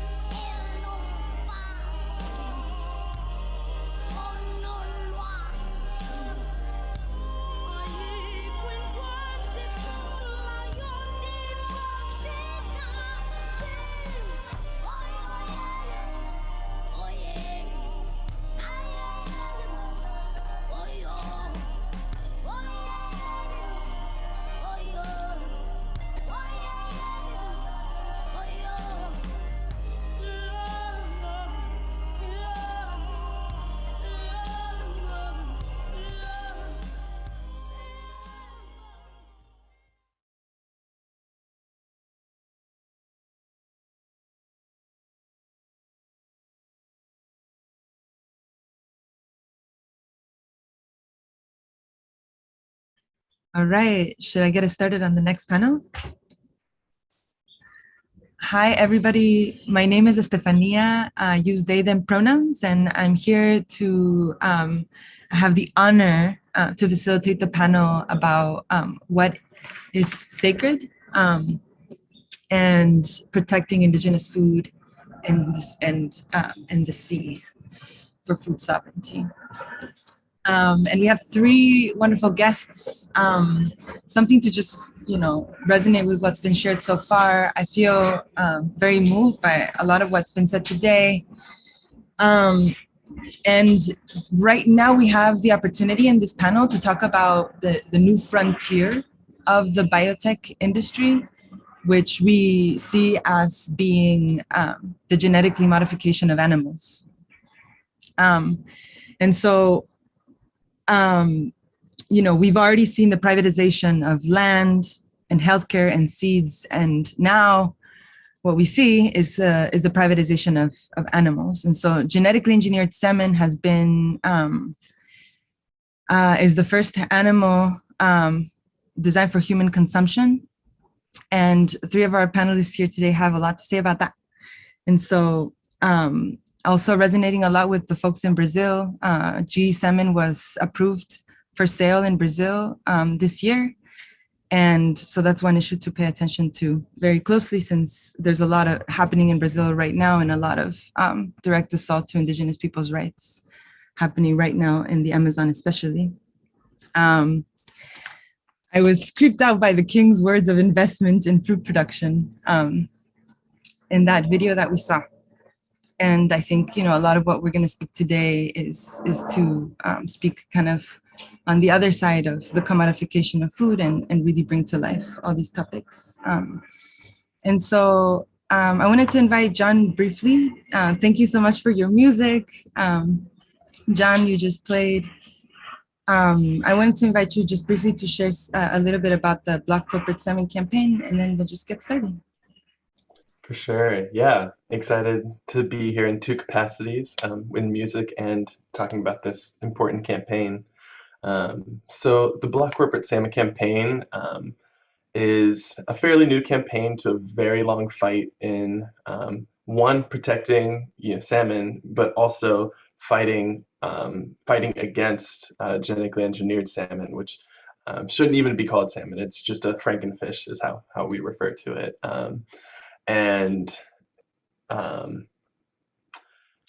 Yeah, and it's a fight we've joined in. Huge shout outs to Community Alliance for Global Justice. They've been working with several folks who see themselves as salmon people in uplifting this fight, and we're joining that energy. But also shout outs to all the indigenous folks who've been resisting the colonialism, like corporate takeover of their land and their being. And we're just another chapter in this long fight. And what we've been doing, there's a company, Akubani, who's trying to make this frankenfish happen in the US, and we're just making sure that they know we won't let it happen. We've gotten hundreds of companies at this point to say that they're going to boycott frankenfish. We have tens of thousands of people who are saying that they boycott frankenfish, and if you and we're just trying to raise the energy to get more people knowing that that this could be happening if we don't resist it. And yeah, and I don't want to take away from our speakers today. I just want to shout out this campaign. Anyone and everyone can and should be a part of it. And we have I'm sure someone will be putting some links in the chat as to how you can sign up to get more involved. But all that aside, I want to pass it back to Stefania to introduce our speakers and have them be who you hear about as to why we all need to be joining this struggle. Thank you so much, John. It's been wonderful to get to know a lot of folks through this campaign and work together. As a young person growing up in Ecuador, understanding these big international markets and how that impacted my country, my family, and my upbringing influenced everything that I chose to do in my life afterwards. And a lot of this work to me now is healing the generational trauma my family and my body has been through as a result of these constant threats to our cultures that comes from the bigger economic, the economic dependency of these bigger colonial systems historically and throughout time. And so I have learned so much through this campaign myself, and felt so honored to learn from people, especially the folks here. And so I'll just introduce the panelists real quick. I'll introduce Carl first. Carl Wasley. I've gotten to know Carl over the last 2 years doing this. And Carl, you'll hear from him. He's a salmon person. He's Yupik, and I've gotten to hear a lot of his experience organizing against the fossil fuel industry throughout this time. Morgan, I've gotten to know you more recently, but Morgan organizes also with Uprooted and Rising, especially the campaign to protect Mauna Kea, which is a sacred mountain to Native Hawaiians that is being threatened right now by scientists essentially that want to build a 30-meter telescope on top of this mountain that would contaminate with mercury a lot of the rivers around. And so it's definitely a food sovereignty issue. Morgan is also organizing the film festival Poisoning Paradise, which is a documentary that everybody should watch. It has to do a lot to do with the fight against GE and pesticides. And Valerie, Valerie is a big voice in the fight against GE salmon. We've learned so much from you. The other day I was with someone that said that you're known as the native nutritionist. And I've learned a lot from that, actually, from videos on YouTube that you've made. It's been so lovely to feel inspired by your work to do this. Valerie is a native nutritionist and recently was the regional director for Native Food and Knowledge Systems in the Native American Agricultural Fund. And so I welcome you all. And with this first question, the name of this panel is Protecting the Sacred. And so the first question is just, can you tell us what that means to you? And we can start with Valerie and then Morgan, if you'd like to follow up with after Valerie, and Carl, you can close this out. So it's just the first question. Thank you. Thank you for having me, and thank you everybody for joining. I am very encouraged by the amount of participants that are in here, and I'm getting texts from my sweet friend Buck. Hi Buck, saying hi. I was really trying to find my words about this question in particular this morning because it's so rich. You know, for Coast Salish people, my people, our foods are more than just resources and commodities. They are our relatives and our greatest teachers. And that means that, you know, for a Coast Salish person, when we are actively on the land, fishing our rivers and in pursuit of wild game and harvesting and collecting medicines with good intention and thought and prayer, we are being actively engaged in our traditional foodways, and that shapes our culture in so many ways. And it feeds us more than just, you know, my training is in nutrition, but which, you know, distills everything down into nutrients and biochemicals and, you know, numbers on a plate. But really, people, what I see happening more and more in our world these days, with so much polarization and so many, that polarization just seems to be getting stronger and stronger and stronger, that we have to find a way to get back to a crux of life. How do we get back to the center? And for us, that means being active on the landscape. That means getting our hands in the dirt and spending time with our teachers that are waiting for us just right outside the door, and who teach us every single day without even using a spoken word. I think about the teachings of the salmon people and how they ceremoniously return to the rivers every single year, and how they've done this, you know, that this is their ancestral rivers, and they go out and have this awesome odyssey in the sea, collecting minerals and building their rich, nutrient-rich bodies, and then they return and they demonstrate for us what it means to be committed to life eternal, that they will bloody their heads against dams to get through. They will swim all the way up into the high mountain meadows to give their life for the next generation. And for Coast Salish people, we see that as an act of generosity and kindness and love and abundance for the future. And we ask ourselves how we also can live a life that rich. That is what it means to be a teacher, and to teach without a spoken word by just animating that in your life. And so I feel like in the field of nutrition, we need to be fed in those ways. And in our language, which I'm not claiming to be a big language speaker. I'm working on that this year. We have a term called Kwiat Siaya, which means in English, it's hard to translate, but it's distilled down to something like sacred friendship. And that's what I think of when I think of our foods and our medicines and our healing system. And that when we really want to stand on the right side of our healing story, we become active advocates for those great teachers who don't have a voice in our world. So I'll shut up now. Thank you so much, Valerie. That really struck me, the right side of our healing story.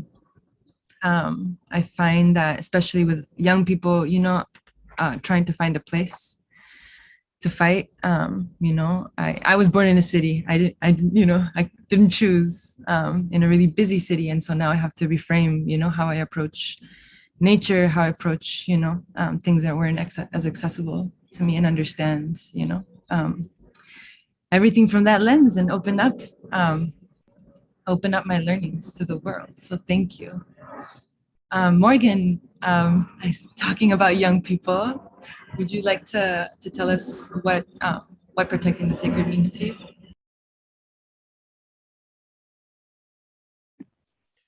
Yeah, out of respect to the elders on the panel, I was asking if Carl could speak before and then if that's fine. Yeah, I would just like to hear what Carl has to say.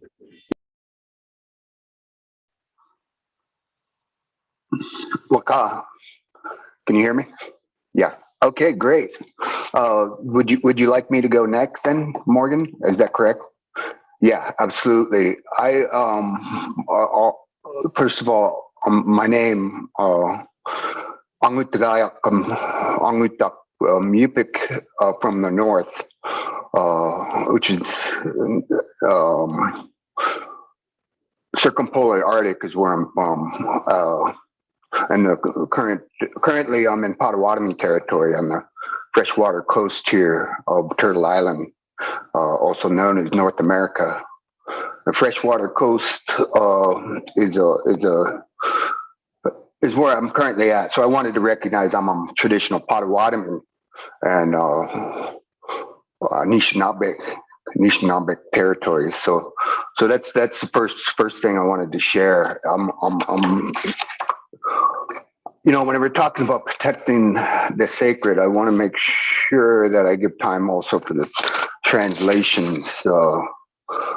I think what Valerie said was critically important about reconnecting ourselves, because that's the basic power of Mother Earth. She's got the most creative force that connects us all to our relatives, and some of our relatives include the air, the moon, the stars, the sun, and all that exists between the center of where we're at, the center of Earth, and the center of the universe. We call that creative force in our language Shamwa. But that sacredness is all around us, as Valerie said too. And we don't have to use English language to explain that. We have a pretty old language, but so part of the reconnecting the sacred as is a healing process because of colonization. We were all born on this planet into this system of separation, not only from us from the land, but also that separation of our spiritual practices and our medicines. And so reconnecting to those is a powerful force, connects us to the powerful forces of Mother Earth, of nature. And so when we're looking at what I do personally is on a consistent basis to challenge some of these large forces that like say these companies, but it's all part of a system. So reconnecting to the land is the most powerful thing. So I'm going circular to the final question. But it connects to the first question: what is it sacred? So that's what I would like to say. And yeah, bless you. Thank you, elders. Thank you for listening in. And yeah, we've got a lot of healing to do. And in that process, let's do it together. So that's what's sacred to me. Thank you. Go ahead, Morgan. Escalade, thank you for that. Net Diponi Hopian Matua, Net Morgan Timichi Pahan Matua, Net Bat Nat Wungwa, Net Masang Nev Mana, Ina Terry Dennis, It Ana Michael Timichi, Nakwang Talangba. Good. I just want to introduce myself in my native tongue. I am, like Valerie, reclaiming my ancestral language. And so Nakwang Talangba means beautiful, the sun is rising beautifully. And my Hopi name was given to me as Sacred Bundle. And my English name is Morgan Timichi. I am from the Pumpkin Clan, from Masungnavi, which is from Masungnavi, which is at Hopi, which Hopi is located in northern Arizona. My mother is Terry Dennis, and my father is the late Michael Timichi. I'm calling from, I'm an uninvited guest right now. I'm calling in from Lishan Ohlone territory, which is also known as San Francisco, California. And I'm very honored to be speaking alongside you both, Carl and Valerie. I just want to mention that. Protecting the sacred to me are a part of my sacred instructions that have been passed on to me by my soul, which means grandmother in Hopi. And that is, we are stewards of the land. And so what does that mean? You know, as a Hopi woman existing in 2021, this has been like a lifelong battle for myself, but it's a part of the healing, right? The collective healing that needs to be done. For me, it means finding the balance of surviving in today's world and living in accordance with our ceremonial calendar. You know, they are this sacred are the prayers and the songs and the stories, the dances and ceremonies we do to live in harmony with the world around us and beyond. Sacred is what connects me to the past and everything my ancestors did for me to be here to speak right now, while also connecting me to the future generations by continuing to sing the songs of creation and moving with the next 7 generations in mind. You know, defending the sacred is what brought me to begin organizing with the UC Divest TMT campaign. You know, they're working to end the University of California's involvement in the construction of a 30-meter telescope that is planned to be built on the most sacred mountain to Native Hawaiians. An elder of mine and I were made aware of this atrocity when we saw news of 30 kapuna, which in Native Hawaiian means elder, were arrested on Mauna Kea for peacefully protecting their sacred aina from further desecration by construction, which was all done without the consent of Native Hawaiians, you know. I understood the sacredness of this mauna as I remember as a little girl, my soul taking me up to San Francisco peaks in northern Arizona to protect what was sacred to not only our tribe, but to many other tribes throughout Arizona. You know, and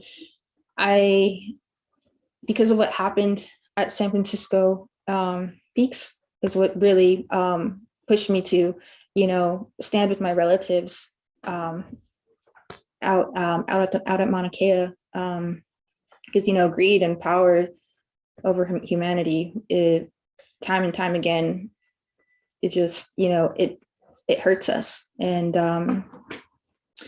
yeah, I'll end there.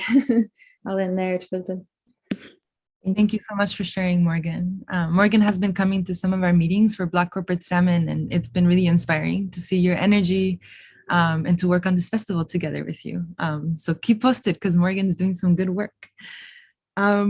so I wanted to ask y'all the second question, which is essentially, this whole counter summit is happening because of the corporate takeover of the UN Food Systems Summit, and plainly put, is just this summit that the UN is hosting is essentially a gathering of corporations that are trying to decide a lot of things for a lot of us around the world.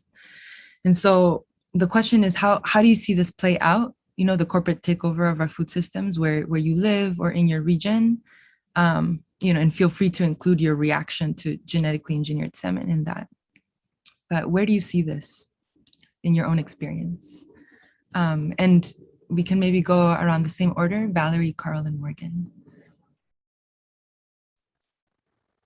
The first thing that came to mind, and I've been thinking about this question for a while, but today, for some reason, just now, was really thinking about what happened to our food supply chain, which was nearly catastrophized last year. And it really didn't matter if you were what socioeconomic status you were. You went to the grocery store and basic staples weren't there. And it was really, I think, a wake-up call in the moment for everyone to not be able to go get their favorite cut of meat at the local Fred Meyer's or whatever is your supermarket. And suddenly all of my food systems colleagues and friends became essential workers. We were all trying to figure out how to get food to people. I was at the time working with some of the Navajo chapters across all 4 states who were grantees for the organization I used to work for. And I would hear the shrill in their voices around, trying to get basic staples into their households, driving 3 hours one way to find bare shelves. And then going back home in that same amount of time and returning the next day to do it. And often along the way, finding out that they'd been laid off from their only jobs. So we have a real issue in this country. And the most, I guess, sort of frustrating piece of it to me is that we continue to move towards a system that is actually very fragile and doesn't provide a life for people to live a life of dignity, I guess, is what I'm trying to get to. And that Native people, the first people of this land, have had vast trading systems and food systems routes for a millennia, since time began.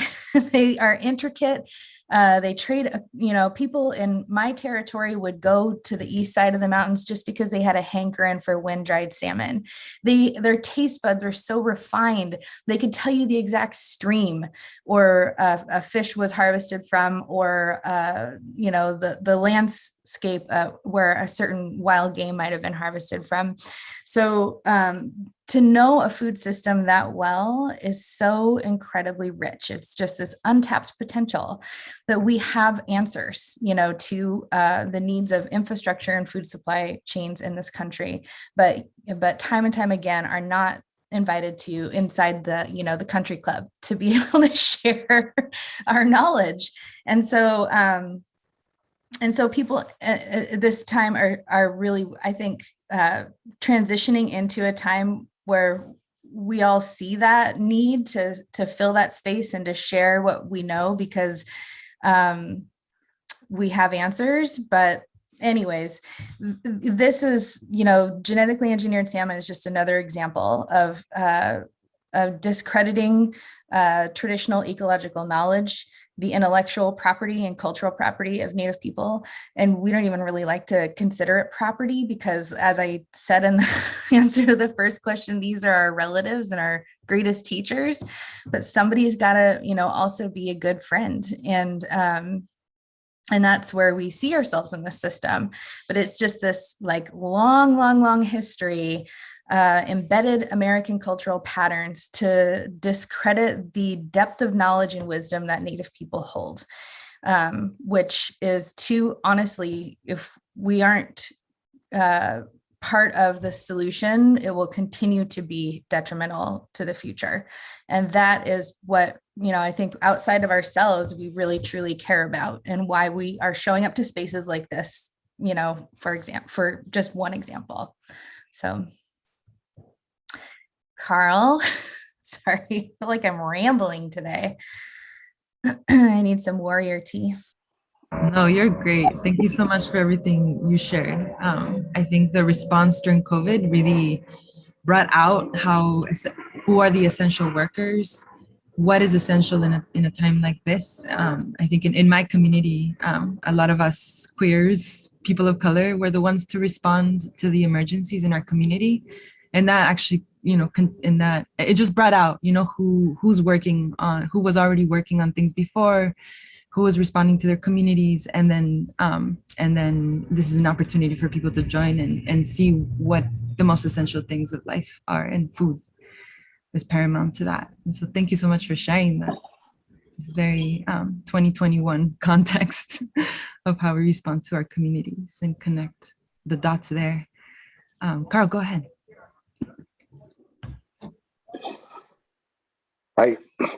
So I think that Valerie covered it pretty well. Within the global context, it's from an indigenous perspective, most of the Earth's biodiversity that's left, that is in the hands of indigenous peoples that haven't been subjected to this monolithic types of agriculture that are perpetuating genocide with the ecocide. So the traditional agricultural practices of indigenous peoples are holistic. We don't separate one species from another. And so when we're talking about salmon or salmon people, it encompasses the entire northern hemisphere. There's only a few places left that are under indigenous occupation where that culture continues to protect and provide for not only the region but now the whole world. And there's some challenges because of the legal and colonial system and the neo-colonial food systems are so invasive that it's actually causing one of the root causes of climate change. So when we're looking at melting sea ice and massive fishing fleets, as well as pollution from agro businesses on this whole planet, so on every single continent is suffering as the result of these food systems inequalities and human rights abuses. The ones most assaulted are women, children, but also indigenous peoples of color, and those most vulnerable, disabled, as trans, people that don't fit within the colonial mode of control and power. So as a response, taking back our power is the power of the people, and also recognizing that agroecology and the agroforestry which is kind of a Western way of talking about traditional practices, indigenous practices that are essential for our survival, but also restorative to the planet. The roots in the soil can collect as much carbon in a biodiverse system. So indigenous peoples do hold the most creative forces at this time to be able to protect our families and our systems. So family systems, from my perspective, are not always just about people and humans, but it includes the birds, animals, even the fungus underneath in the soil. So this attack is affecting us all. And I wanted to just give a shout out to also to folks on other continents that might be tuning in. I know that we're in a virtual system, and so it's difficult to relay. And I also wanted to recognize our translators. So thank you very much. But we're in solidarity. Viva people's power. Viva the power of people. Yeah, thank you. Go ahead. Thank you so much, Carl. Yes, to solidarity across the globe. I feel very seen by this event because it is, it's putting a lot of what I lived in my home country in the context of what we're doing here. I appreciate your comments, Carl. Morgan, would you like to tell us how you see the corporate takeover play out where you are? Yeah, thank you for that, Carl. So a part of my current position with UNR is to raise awareness of this very issue. And at the same time, just like Carl mentioned, remind the people that we have the power to change these systems with our power of choice. I like to tell, my sacred circle, like educate to eradicate, like free yourselves from this conditioning, the system that we're conditioned to, live in.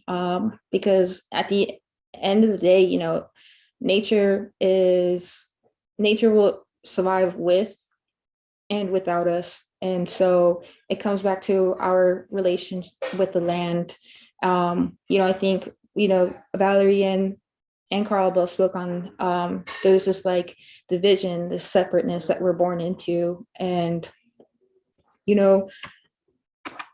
it just, the division and the separateness, you could see it in relationships to our food systems. We don't have there's a lack of reciprocity, reciprocity, in my opinion, it creates intention, intent when you're going to go and pick your food or grow your food, you want to have a good heart, you want to have a good mind. Something that was taught to me early on by my father, he would take us to the field. I grew up off the reservation as well, and the Hopi reservation, the Hopi land. And but any chance my father could get, he would take us out to Hopi, like during the summers, and just plant. And Hopis are known to be dry farmers, and we plant corn to survive. And when we're planting, he tells us, these are, when we put the seeds in, to like have a good heart, and so that, we have food to feed the people and nourish us beyond, beyond this harvesting season. And also my uncles and my soul, like they tell me, the corn are our children. And so we have to take care of the corn, right? We have to take care of our children, because just as Mother Earth sustains us, from when we're brought into this world, some indigenous cultures bury the umbilical cord with Mother Earth. It's this reciprocity that's been lost in translation. And I just wanted to share that specifically with the work that I'm helping to coordinate a virtual film festival featuring Poisoning Paradise. And I just wanted to add a little context to the film and how it aims to reveal how corporate interest is in opposition to people and the land's interest. This is actually a little excerpt, a little synopsis of the film from the website itself. It's in an attempt to diversify an economy that was overly reliant on tourism. Policymakers in both Hawaii and Washington, D.C. encouraged the world's largest biotech companies to utilize Hawaii's favorable climate and fertile soil to test genetically engineered seeds and crops. Corporations including Syngenta, Pioneer DuPont, and Dow AgroSciences have since applied hundreds of tons of restricted use pesticides on thousands of acres across Garden Island's west side, the traditional homeland of an indigenous and disenfranchised population. Goes on to say that as champions of a grassroots movement to make Kauai County Bill 2491 law, local activists battle political corruption, corporate bullying, and systematic concealment by the agrochemical industry. In this film, which I encourage, I invite you to join us in this virtual film festival. You'll see a scene where it's clear that these chemicals are hurting the people in the land. And just like Carl said, the most marginalized women, children are being, they reap all these, harms. And just by living next to these next to these testing fields. And so there's a scene in this film where it clearly shows that, these multi-billionaire like agrochemical companies are in politicians' pockets essentially, and it's clear when communities organize together and they take the democratic approach, the democratic legislative approach of like, oh, we got to, organize together and get all of these policymakers because we voted for them to represent us. It's not reflective, and you see it with the UN, unfortunately. So yeah, I'll stop there. Thank you so much, Morgan, for describing all of that and describing the food system of your people. So I think now we're gonna just start wrapping up. And the question to wrap up is just, what is something that you hope that people listening in today would take away from today? And where can people follow your work? Feel free to include any shout outs you want that you haven't gotten a chance to include yet. I'll say one thing that I left in almost the taste in my mouth was your description, Valerie, of like traditional, the refined taste that comes from tradition, really understanding your food system, I think is what you said. That really struck me and stayed with me. What about you all? And maybe we can go the opposite way this time and have Valerie close us out. So Morgan, Carl, and Valerie. So just what you're hoping people take away and where to find your work. Yeah, so I want to share this prayer for people to take away. And a little bit of context to this prayer, it's actually a Hopi prayer for peace that Hopi elders tried to deliver to the United Nations in 1978. And, they had gone multiple times to the United Nations to try and warn them, like, if, look, like, we got to take care of the land, we got to do better, like, we got to be in better relationship to each other. And they were just trying to relay the Hopi prophecy to the United Nations, to the world leaders. And the door was never open to my Hopi elders. And so I want to share their prayer now. And I'm really grateful to have this opportunity too. So it's a Hopi prayer for peace, and it's translated in English, so bear with me. And I'm grabbing this from where I found the source, which I can link in the comments to watch the full video of how I learned about this. So a Hopi prayer for peace. Great Spirit and all unseen, this day we pray and ask you for guidance. Humbly, we ask you to help us and fellow men to have recourse to peaceful ways of life because of uncontrolled deceitfulness by humankind. Help us all to love, not hate one another. We ask you, we ask you to be seen in an image of love and peace. Let us be seen in beauty, the colors of the rainbows. We respect our mother, the planet, and our cornfields. With our loving care, from her breast, we receive our nourishment. Let us not listen to the voices of the two-hearted, the destroyers of mind, the haters of self-made leaders, whose lust for power and wealth will lead us into confusion and darkness. Seek visions always of world beauty, not violence, not battlefields. It is our duty to pray always for harmony between man and earth, so that the earth will bloom once more. Let us show our emblem of love and goodwill for all life and land. Pray for the house of glass, which we refer to as the United Nations. Pray for within it our minds clear and pure as ice and mountain streams. Pray for the great leaders of nations in the house of Micah who, in their own quiet ways, help the earth in balance.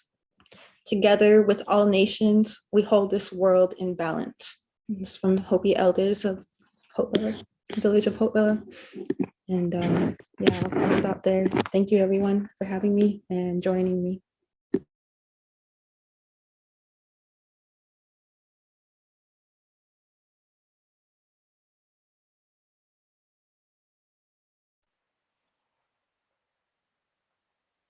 Thank you, Morgan. It was a very powerful prayer. Thank you for sharing that. I can feel it still in my heart. And I want everybody to reflect on what they're feeling right now, because I think that prayer is very powerful, especially on the directive of the elders upon the United Nations to transform their ways. And I in that same context, I also, want to recognize our elders that have passed before us. One of my great grandmothers, I call her Auntie Rita because of our Yupik traditions, and she was part of a delegation about a decade ago that went to the Vatican with 13 other grandmothers, including from around the world. These are indigenous grandmothers that were going to the Vatican to challenge the papal bulls, like the doctrine of discovery.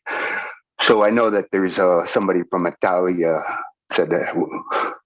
Hello, but that's important to recognize also our elders in this fight and those that have passed before us to give us that strength. And so I know that the takeaways are to continue to reconnect to our traditional ways as indigenous peoples, but also to continue those values of sharing and it's a challenge because we have these corporate systems that are so invasive. So those prayers are really important. And thank you for sharing that, Morgan. I think that just for folks reflecting, I appreciate that. I definitely want to acknowledge the emotions that also came out of me, and honoring our elders, and thank you for that. I wanted to also, the other takeaway is not just the individual connection to the land and our ancestors and the spirits around us, but it's that those that are conscious and making conscious, and those that are aware, to continue gathering together, and in that strength, we can overcome these other powerful forces that are preventing us from moving from accessing the land, our spiritual ways with the plants and animals and the skies. I mean, our atmosphere is also important because of what's happening with the colonization of the atmosphere. So in this technology that is in the fight on technology, let's also work together for sovereignty of the air between where we walk on this earth to the moon. There's millions of pieces of there's millions of pieces of satellites. So satellites are important. Thank you. And Muchas gracias. Eso era lo que quería decir. the power of the people and continue this beautiful work that everybody's doing to challenge the corporate powers.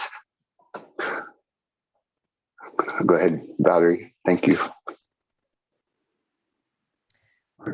Thank you for Morgan. What a beautiful prayer. I really appreciate that today. I needed those words to fuel and really center the work and why we're here. It's a good reminder to, I think we've talked a lot about, I've heard beautiful things from Carl and Morgan as well. Carl, the holistic knowledge quotes are incredible. I was trying to write them down to make sure I could be really succinct. And Morgan, educate to eradicate. How beautiful is that? Those are some takeaways I'm taking with me today.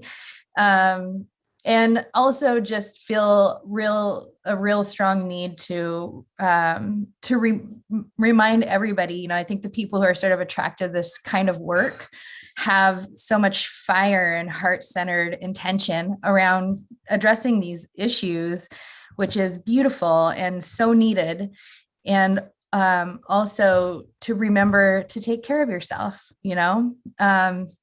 I think we can burn out really fast and make ourselves you're burning the candle at both ends, and that just leads you quicker into disease. I was, really several years ago learned about adverse childhood experiences and trying to think of my own children, and started going down the rabbit hole of things like epigenetics and how when the environment changes, our genetics changes. And also that's not just like a prescription to hold. It's our opportunity to remember that we have a need to advocate for these things, and also demonstrate for our next generation how to manage stress and take care of ourselves so that they have a true chance at decreasing incidences of diabetes and heart disease and cancers and all the things that are global health issues. And so I really wanted to say I'm so inspired by being in this space with so many people today who are all carrying that torch. But I also want everyone to remember to take good care of themselves and operate always from a place of love, that when we're too stuck in the past and too stuck in the future and not really celebrating and acknowledging the moment of now, we're missing the opportunity to be mindful and have reciprocal relationships with the world around us. And so be kind to yourself and practice some gratitude so we can all also feel a balance between all the things that are wrong in the world and then all the things that are right, that we are doing right. And so I love you all, and take good care of yourself. You're precious and you're worth it. Thank you. Thank you so much to all three of you. What an honor to have this conversation with you all. Thank you, Valerie, for that reminder. I think definitely the pandemic has put a lot of our personal relationships at the center, and so that hits home for me as well. Thank you all so much. One shout out that I wanted to give out is taking this opportunity to invite everybody here to support the Black Corporate Salmon campaign. One action that you can take is, John, if you can help me with the link on the chat. We would love to hear from you. It's a very easy form that we made, but it's a form that we're passing out to collect either pictures or videos of people in support of the boycott, in support of wild salmon and wild salmon cultures and salmon people, and in opposition to GE salmon. And so the link that John posted on the chat is the link. Please fill it out. You heard this whole story. We would love to hear what you thought and get your support. And please pass it around. We'll be, putting out some graphics later, but we hope this would be an opportunity to engage all of you all here. So I'll pass it back to John now so that he can introduce Denisa, who's going to talk about the native seeds legislation. Thank you all so much.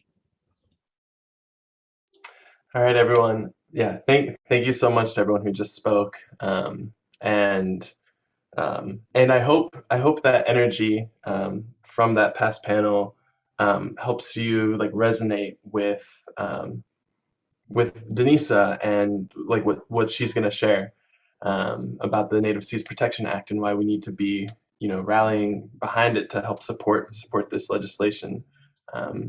So, and I'll say Denisa Livingston is incredible person.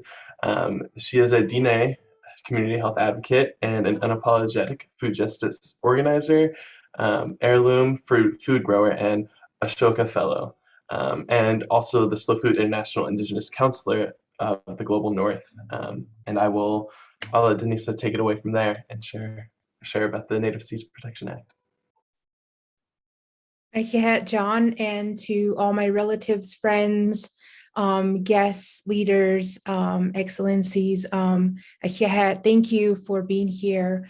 I just like to greet everyone in the Diné language, in my Diné language.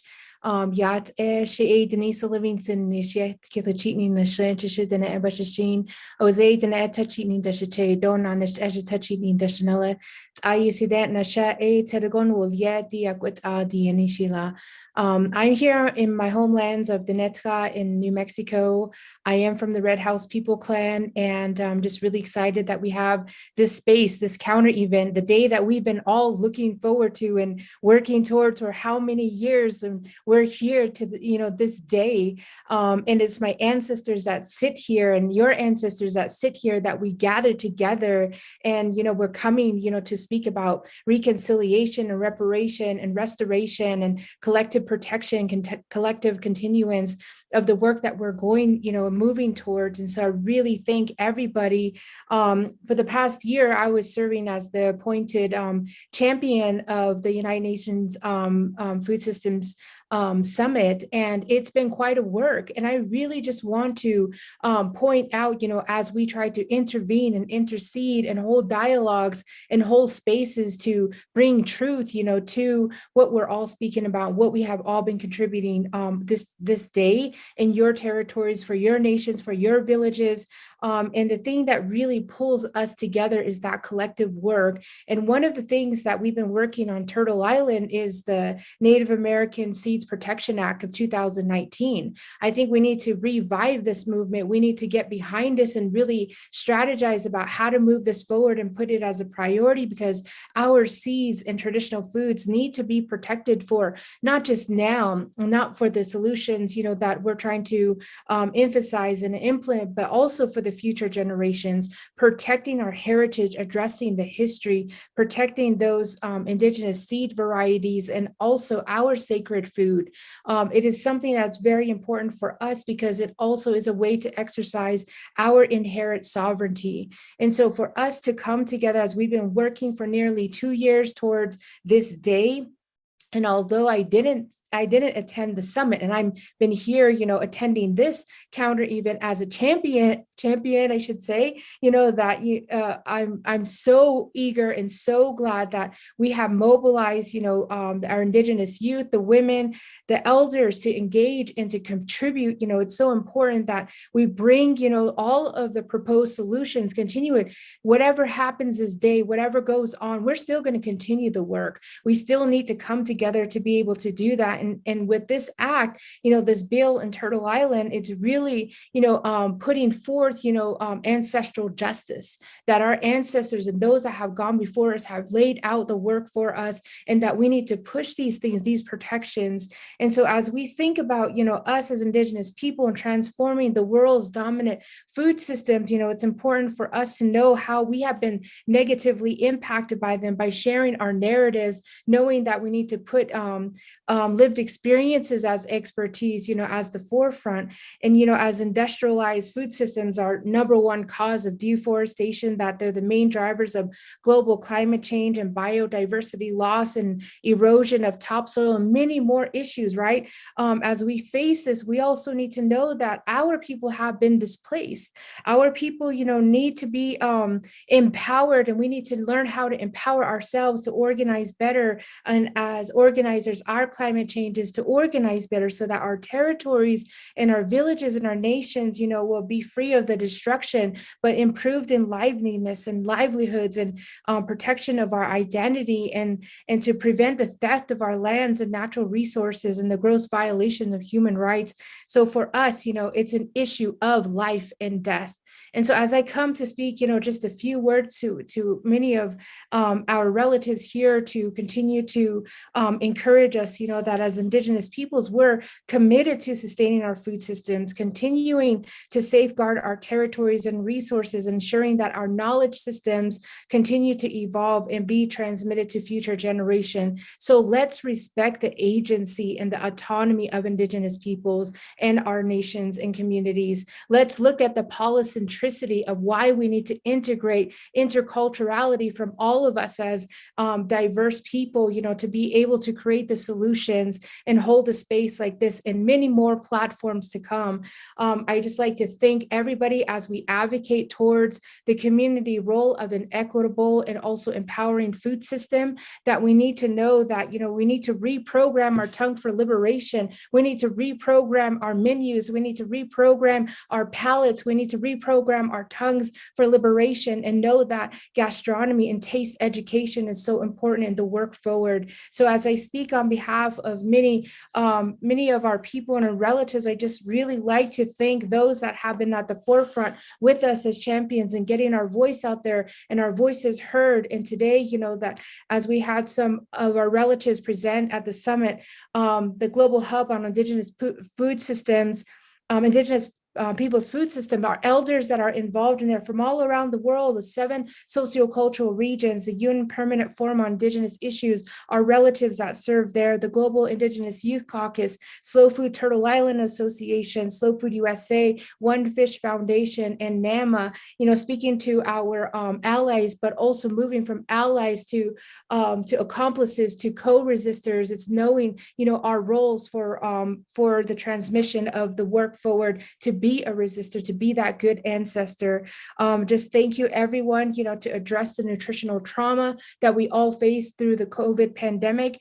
And speaking to that, Ian Bijol, which is the unhealthy food in our communities that we need to raise awareness about too. And that's the word in Dinek, because we didn't have those words in our language for unhealthy food because it wasn't a part of who we were, right? So just my last word is that as we build momentum to increase our relational intelligence, to increase social gastronomy, to increase the collective protection, to increase, our stewardship. In Diné, we say, let's live a long life. Thank you, everyone. Thank you so much for that, Denisa. So much packed into such a short time. And yeah, so that it wraps up the Protecting the Sacred panel. And I want to pass it to Sal and the facilitators to transition us to the next and final portion of this afternoon.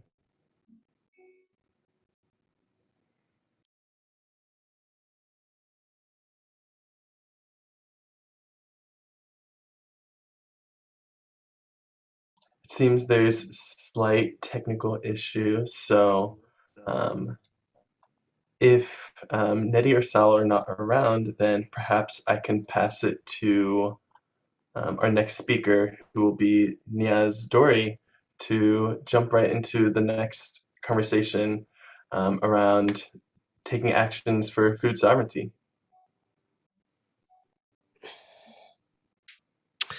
Thanks, John. Thanks, everyone. It's good to be with you all. I just listened to Denisa, and as those who know me, our team and our staff know me, know that I speak with my eyes, I feel with my eyes. And Denisa, you brought me to tears. Thank you for those moving reflections. Hang on a minute, I gotta reorient myself. So my name is Niaz Dori. I am honored to serve two organizations, the National Family Farm Coalition and the North American Marine Alliance. And this work of bringing these two organizations together is really cementing even further the work of bringing people who work the land and work the sea together. Today's conversation is just one piece of the global movement to stop the corporate capture of our food system. And honestly, of our food system, the UN Food System Summit, and our lives and our bodies and our communities. This on a global scale, this counter-mobilization has brought us together of indigenous people, farmers, fishers, food workers, and everybody, eaters, and all those along the food chain. And we've been able to show that in the face of that corporate power, we have power. We're demonstrating our power, and we are building a movement, and we're strengthening a movement that's already existed to have the right to good food. Not only are we seeing that our challenges to combat the corporate capture of our food system transcend our territories, our national borders, and our food systems, they certainly transcend land and sea, but we're also realizing that the counter-mobilization is also transcending.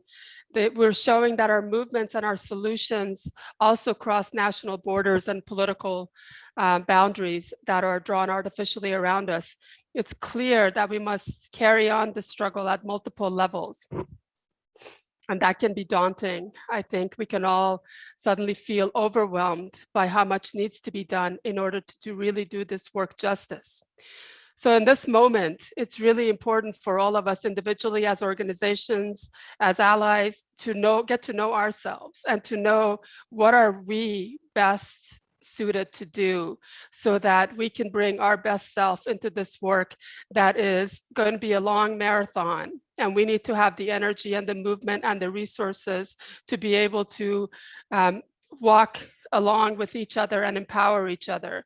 We must know what we're able to do here. You may be one of those folks who's fighting for right to food on your local community, or you may be someone who is best suited to work at the global level on this groundbreaking UN Declaration on Peasants' Rights, or the UN Declaration of the Rights of Indigenous People, or even the United Nations Guidelines for Sustainable Small-Scale Fisheries. Or you may be working at a hyper-local level, like the folks in Maine are doing, to pass a constitutional amendment to ensure that they have the right to food. You may be working to hold your public officials accountable and your governments accountable on promises that they make, so that they can actually carry through and fulfill those promises. Those of us in North America, those of us in the US in particular, have an outsized responsibility to not only do what needs to be done for our communities, but also for those communities whose lives we touch around the globe. And that can also be daunting. And that's where we have to really look to our allies around the globe, and even here in North America, where we can draw some strength from. We can look to our allies in Africa, who are fighting against the Alliance for Green Revolution in Africa. And we must hold the US government and Western philanthropies accountable and drive them to divest from agra. We can draw strength from the bravery of the land defenders of the Cerrado region of Brazil and elsewhere. Here I go again. Who are fighting corporations like TIAA, who are grabbing their land and polluting their water. We can draw strength from our indigenous allies, like those we just heard from Denisa, and the work that they're doing to not only protect their life-giving water, but the rest of us from extractive fossil fuel companies. And we can draw strength from what we've witnessed during this pandemic, that our local food producing communities are resilient, and our local farmers, fishermen, food workers are there in the face, even in the midst of a global pandemic where their lives are being threatened every day by illness and by lack of resources, and yet they stepped up and they fed us. And we can really draw strength from that, because they showed us that they have strength in the face of adversity. Here in the US, we have some very specific things that we can do. Denise already talked about the work that we can do to support Indigenous seed sovereignty. And that is something, you don't have to be an Indigenous person to support what's happening in Congress around that issue. We can support the work that's happening in Maine. As I already mentioned, there's a diverse coalition working on a constitutional amendment for the right to food, and we can support that. We can support the work of the U.S. Food Sovereignty Alliance that's working on various actions to hold the Biden administration accountable and to make them change their global policies around food and around trade and around various policy-making agendas that can affect our ability to have food sovereignty the way we envision it. We can ensure that the debt relief promise to food providers, especially those who are Black, Indigenous, Latinx, and others who have been marginalized and discriminated against for many years, is actually fulfilled. There's a lot we can do. And as I said, it can all be really daunting, but we each have agency. We each have the power to do our piece.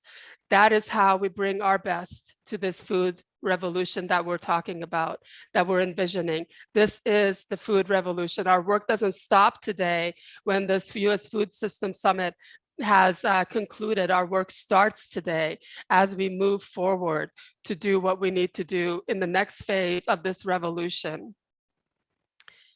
And this revolution has some pretty big enemies on the other end. The corporate capture of our food system is no joke. And it transcends our food system. We're seeing it in our financial system, in our healthcare system, in our education system. And I think what we know is that food touches all of these areas. And this is our opportunity to not only empower this revolution, but also to make sure this revolution ripple affects all of those who have been captured by corporate interests. And it's my honor to be a part of this and to be in the middle of this and to be able to do what I can to play my little part so that I'm not daunted by the task ahead, so that we can all work together to forge our common path towards the future that truly reflects our vision for food sovereignty. I really am grateful for all of you who brought your energy and your voices and your cultures and your languages to today's counter-mobilization, and to all of those that we've witnessed before today, and all of those that I'm sure will be unfolding before us.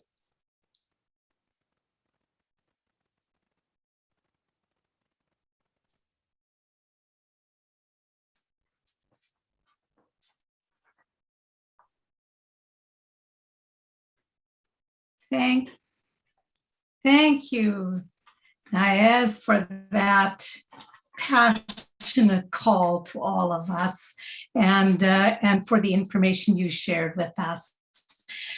I apologize, I was absent because of my poor internet connection. So I say the panel and the Indigenous panel. But I want to just say that they reminded us that we are all interconnected. We are relatives, not only as people, but relatives with our ecological life systems and embedded in them. And that this counter-mobilization is in fact our statement back to them that we are part of this life. So thank you for all of this. Heather, I think you want to also engage in thank you, but let me just say from my perspective that this has been a rich and very informative and inspiring set of panels. The kind of information we had here and the kind of engagement and the expressions of solidarity and the deep wisdom that was shared in these panels is not lost. We will use this and move forward with it in the face of what are very daunting challenges, but we have a lot of strength on our side. We want to thank the networks that participated, that actually made possible this kitchen counter mobilization, the Via Campesina, the Civil Society and Individual Mechanism, the International Commission for Food Sovereignty and the U.S. Food Sovereignty Alliances, and of course, who cannot understand each other. So thank you. I'll pass the final word to you. I think you just thanked the interpreters. There was a little lack of connection there, but just to make sure, a huge thank you to the interpreters who make it possible for everyone to participate, to understand. Not everyone, we didn't do every language, of course, but thank you so much. I know a lot of people, including myself, were talking way too fast. So apologies, we all need to adapt these events better and learn how to make it accessible. A huge heartwarming thank you to all of our panelists, everybody who participated. Thank you so much for being here with us, sharing your wisdom, sharing your tears, sharing your victories, your strengths, everything that the food sovereignty movement is doing to make a better world possible. Thank you so much to the People's Forum. It was very exciting to be able to come at you live from New York City. I'm sorry I wasn't there in person like planned, but thank you, Antonio and Jordan and others for holding it down there in New York.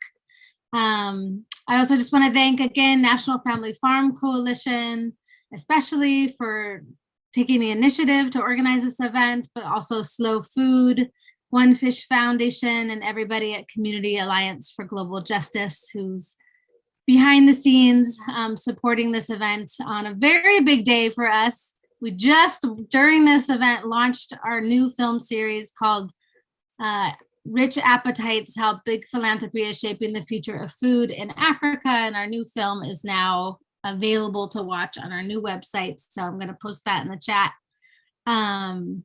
So bravo to everybody for amazing multitasking. I know we all have so much going on, and we've gotten great coverage today on BBC, on Democracy Now!, and The Guardian.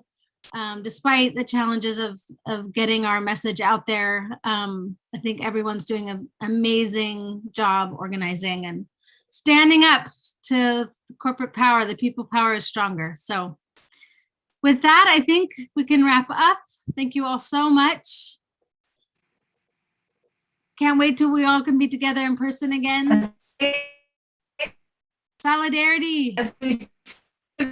Globalize the struggle, globalize the hope. Globalize the struggle, globalize the hope. Absolutely. Thank you, everybody. Great job. We will send a recording to everyone who registered and all the links and all the great information in the chat.